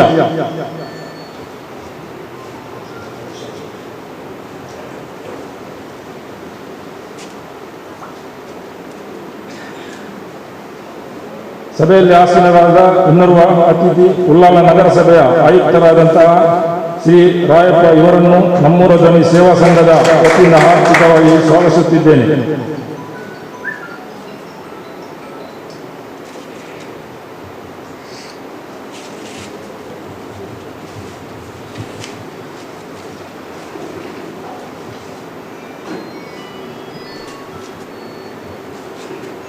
ಸಭೆಯಲ್ಲಿ ಆಸೀನರಾದಂತಹ ನಮ್ಮ ಮಾಹಿತಿ ಕಾರ್ಯಾಗಾರ ಭಾಷಣವನ್ನು ನೀಡಲಿರುವ ಡಾಕ್ಟರ್ ನವೀನ್ ಅವರು ಅವರನ್ನು ಪೂರಕ ಸ್ವಾಗತಿಸುತ್ತಿದ್ದೇನೆ. ಹಾಗೆ ಅಲೇಖನ ಕಾರ್ಯಕ್ಕೆ ಒಳಪಟ್ಟ ಅಲೇಖನ ಮಸೀದಿಯ ಉಪಾಧ್ಯಕ್ಷರಾದ ಯುಡಿ ಅಶ್ರಫ್, ಹಳೆಕೋಟೆ ಮಸೀದಿಯ ಅಧ್ಯಕ್ಷರು ಹಾಜಿ ಮೊಹಮ್ಮದ್ ತೋಹಾ ಹಾಗೂ ಫುರ್ಖಾನ್ ಮಸೀದಿ ಅಧ್ಯಕ್ಷರಾದ ಬಿಎಚ್ ಫಾರೂಕ್, ಮಾಗದಲ್ಲಿ ಮಸೀದಿಯ ಅಧ್ಯಕ್ಷರಾದಂತಹ ಹಾಜಿ ಆಲಿಯಬ್ಬ, ಮಂಚಿಲಾ ಜುಮಾ ಮಸೀದಿಯ ಅಧ್ಯಕ್ಷರಾದಂತಹ ಜನಾಬ್ ಮಕ್ಸೂದ್ ಖಾದರ್ ಇವರೆಲ್ಲರಿಗೂ ನಮ್ಮೂರ ಧ್ವನಿ ಸೇವಾ ಸಂಘದ ವತಿಯಿಂದ ಆರ್ಥಿಕವಾಗಿ ಸ್ವಾಗತಿಸುತ್ತಿದ್ದೇನೆ. ಅದೇ ರೀತಿ ಕೌನ್ಸಿಲರ್ ಆದಂತಹ ಜನಾಬ್ ಯು ಎ ಇಸ್ಮಾಯಿಲ್, ಅಯ್ಯೂಬ್ ಮಂಚಿಲಾ, ಅಸ್ಗರ್ ಅಲಿ, ಜರೀನಾ ರೋಫ್ ಇವರಿಗೂ ನಮ್ಮೂರ ಧ್ವನಿ ಸೇವಾ ಸಂಘದ ವತಿಯಿಂದ ಆರ್ಥಿಕವಾಗಿ ಸ್ವಾಗತಿಸುತ್ತಿದ್ದೇನೆ. ಅಲ್ಲದೆ ಈ ಕಾರ್ಯಕ್ರಮಕ್ಕೆ ಆಗಮಿಸಿದ ಸರ್ವರಿಗೂ ಆರ್ಥಿಕವಾಗಿ ಸ್ವಾಗತಿಸುತ್ತಿದ್ದೇನೆ. ಸಾಮಾಜಿಕ ಕಳಕಳಿಯೊಂದಿಗೆ ಅಸ್ತಿತ್ವಕ್ಕೆ ಬಂದಿದ್ದು ಇದೇ ಬರುವ ತಾರೀಕು 22/7/2020ಕ್ಕೆ ಮೊದಲ ವಾರ್ಷಿಕ ಹರುಷ ಅವಧಿಯನ್ನು ಪೂರ್ತಿಗೊಳಿಸಲಿದೆ.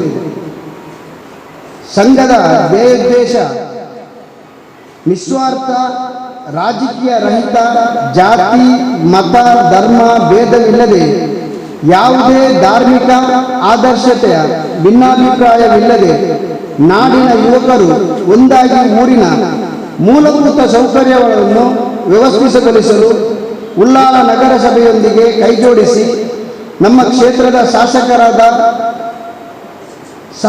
ಅವರ ಸಹಕಾರದೊಂದಿಗೆ ನಮ್ಮೂರಿನ ಪ್ರತಿ ಗಲ್ಲಿಗಲ್ಲಿಗೂ ಕುಡಿಯುವ ನೀರು, ಸುಸಜ್ಜಿತ ರಸ್ತೆ, ವಿದ್ಯುತ್ ಶಕ್ತಿ, ಬೆಳಕಿನ ವ್ಯವಸ್ಥೆ, ಪರಿಸರದ ನೈರ್ಮಲ್ಯನ ಕುರಿತು ಕಾಳಜಿ ವಹಿಸಿ ನಮ್ಮ ಊರನ್ನು ಸುರಕ್ಷಿತ ಹಾಗೂ ಸುಸಜ್ಜಿತ ಮಾದರಿ ನಾಡನ್ನಾಗಿ ಮಾಡುವ ಏಕೈಕ ಗುರಿ ನಮ್ಮೂರ ಧ್ವನಿ ಸೇವಾ ಸಂಘ ಹೊಂದಿದೆ.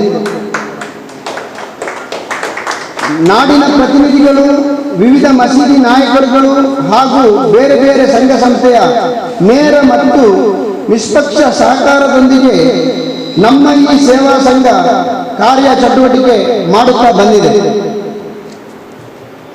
ನಮ್ಮ ಈ ಸಂಘದ ವೈಶಿಷ್ಟ್ಯತೆ ಏನಂತಂದ್ರೆ, ನಮ್ಮ ಈ ಸಂಘವು ನಮ್ಮೂರ ಧ್ವನಿ ಎಂಬ ವಾಟ್ಸಪ್ ಗ್ರೂಪ್ ಮೂಲಕ ನಾಡಿನ ಅಗತ್ಯ ಕಾಮಗಾರಿಗಳ ಕುರಿತು, ಸಮಸ್ಯೆಗಳ ಕುರಿತು ಪರಸ್ಪರ ಚರ್ಚಿಸಿ ಕ್ಷಿಪ್ರವಾಗಿ ಪರಿಹಾರ ಕಂಡುಹಿಡಿದು ಸಮಸ್ಯೆಗಳನ್ನು ನಿವಾರಿಸುವುದಾಗಿ ಮೂಲಭೂತ ಉದ್ದೇಶ. ಸದರಿ ಸಂಘಟನೆಗಳಲ್ಲಿ ವಿವಿಧ ರಾಜಕೀಯ ಪಕ್ಷದ, ವಿವಿಧ ಧಾರ್ಮಿಕ ಹಿನ್ನೆಲೆಯ ಹಲವಾರು ಸಂಘಟನೆ ನಾಯಕರುಗಳು ಮತ್ತು ಕಾರ್ಯಕರ್ತರು ಸದಸ್ಯರುಗಳನ್ನೊಳಗೊಂಡ ಒಗ್ಗಟ್ಟಾಗಿ ಸಮಾಜ ಸೇವೆ ಮಾಡುವ ಪುಣ್ಯ ಕಾರ್ಯವನ್ನು ಕಳೆದ 11 ತಿಂಗಳಿಂದ ನಾವು ಇದನ್ನು ಮಾಡ್ತಾ ಬರ್ತಾ ಇದ್ದೇವೆ. ಯಾವುದೇ ರೀತಿಯ ಭಿನ್ನಾಭಿಪ್ರಾಯವಾಗಲಿ, ಇಲ್ಲಾಂತಂದ್ರೆ ರಾಜಕೀಯ ಪ್ರಭಾವ, ಅಲ್ಲಾಂದ್ರೆ ಯಾವುದೇ ಒಂದು ಗೊಂದಲ ಸೃಷ್ಟಿ ಮಾಡಿ, ಇಲ್ಲ ಅಂತಂದ್ರೆ ಬೇರೆ ಯಾವುದಾದ್ರೂ ತರಹದ ಉದ್ದೇಶದಿಂದ ಈ ತನಕ ಆಡಳಿತ ಸಮಿತಿಯನ್ನಾಗಲಿ ಅಥವಾ ಅಧ್ಯಕ್ಷರನ್ನಾಗಲಿ ನಾವು ನಮ್ಮೂರ ಧ್ವನಿ ಈವರೆಗೆ ಯಾವುದೇ ಅಂತಹ ಒಂದು ಇದನ್ನು ಮಾಡಲಿಲ್ಲ. ಸಮಾನ ಮನಸ್ಕ ಇರುವಂತಹ ವಯಸ್ಕ ಯುವಕರು ಒಂದೇ ಸೂರಿನ ಅಡಿಯಲ್ಲಿ ಒಂದು ಸದಸ್ಯರ ಇದನ್ನ ಶಿರೋನಾಮೆ ಅಡಿಯಲ್ಲಿ ಮಾತ್ರ ನಾವು ಕೆಲಸ ಮಾಡ್ತಾ ಬಂದಿದ್ದೇವೆ.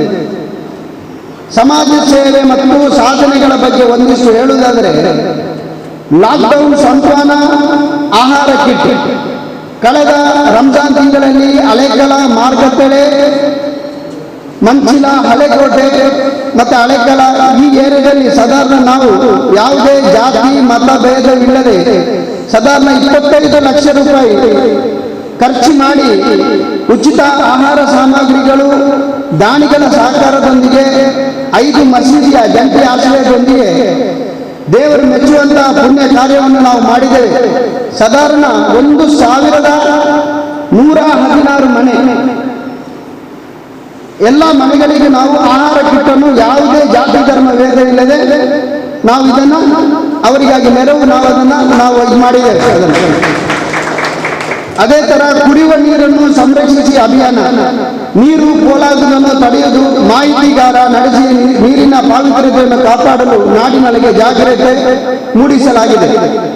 ಕ್ವಾರಂಟೈನ್ ವ್ಯವಸ್ಥೆಯನ್ನ ನಾವು ಈ ಸಾರಿ ಗುಜರಾತ್ ಒಕ್ಕ ಈ ಕಡೆಯಿಂದ ನಮ್ಮ ಹಳೆಕಲ ವಠಾರದಲ್ಲಿ ತುಂಬಾ ಜನ ಗುಜರಾತ್ ಆ ಕಡೆಯಿಂದ ಬಂದವರಿದ್ದಾರೆ. ಅವರು ಮೀನಿನ ವ್ಯಾಪಾರಕ್ಕೆ ಹೋಗಂತವರು ಪೋರಬಂದರ, ಮಹಾರಾಷ್ಟ್ರ ಮುಂತಾದ ಇತರ ರಾಜ್ಯಗಳಲ್ಲಿ ವ್ಯಾಪಾರ ಹಾಗೂ ಉದ್ಯೋಗ ಮಾಡುತ್ತಿರುವ ನಮ್ಮೂರಿನ ಜನರಿಗೆ ಆರೋಗ್ಯ ಇಲಾಖೆ ಮತ್ತು ನಗರಸಭೆಯ ಸಹಯೋಗದೊಂದಿಗೆ ಸರ್ಕಾರಿ ನಿಯಮಗಳನ್ನು ಪಾಲಿಸಿ ಅತ್ಯುತ್ತಮ ರೀತಿಯಲ್ಲಿ ಸಾಧಾರಣ 40 ಮಂದಿಗೆ ವಿಶೇಷ ಸಾಂಸ್ಥಿಕ ಕ್ವಾರಂಟೈನ್ ವ್ಯವಸ್ಥೆಯನ್ನು ಮಾಡಿದ್ದು, ನಾಡಿನ ದಾನಿಗಳ ನೆರವಿನಿಂದ ಅವರಿಗೆ ಅಗತ್ಯವಿರುವ ಹಣ್ಣು ಹಂಪಲು, ಆಹಾರ ಸಾಮಗ್ರಿಗಳನ್ನು ನಮ್ಮ ಸಂಘದ ಮೂಲಕ ಪೂರೈಸಲಾಗಿದೆ.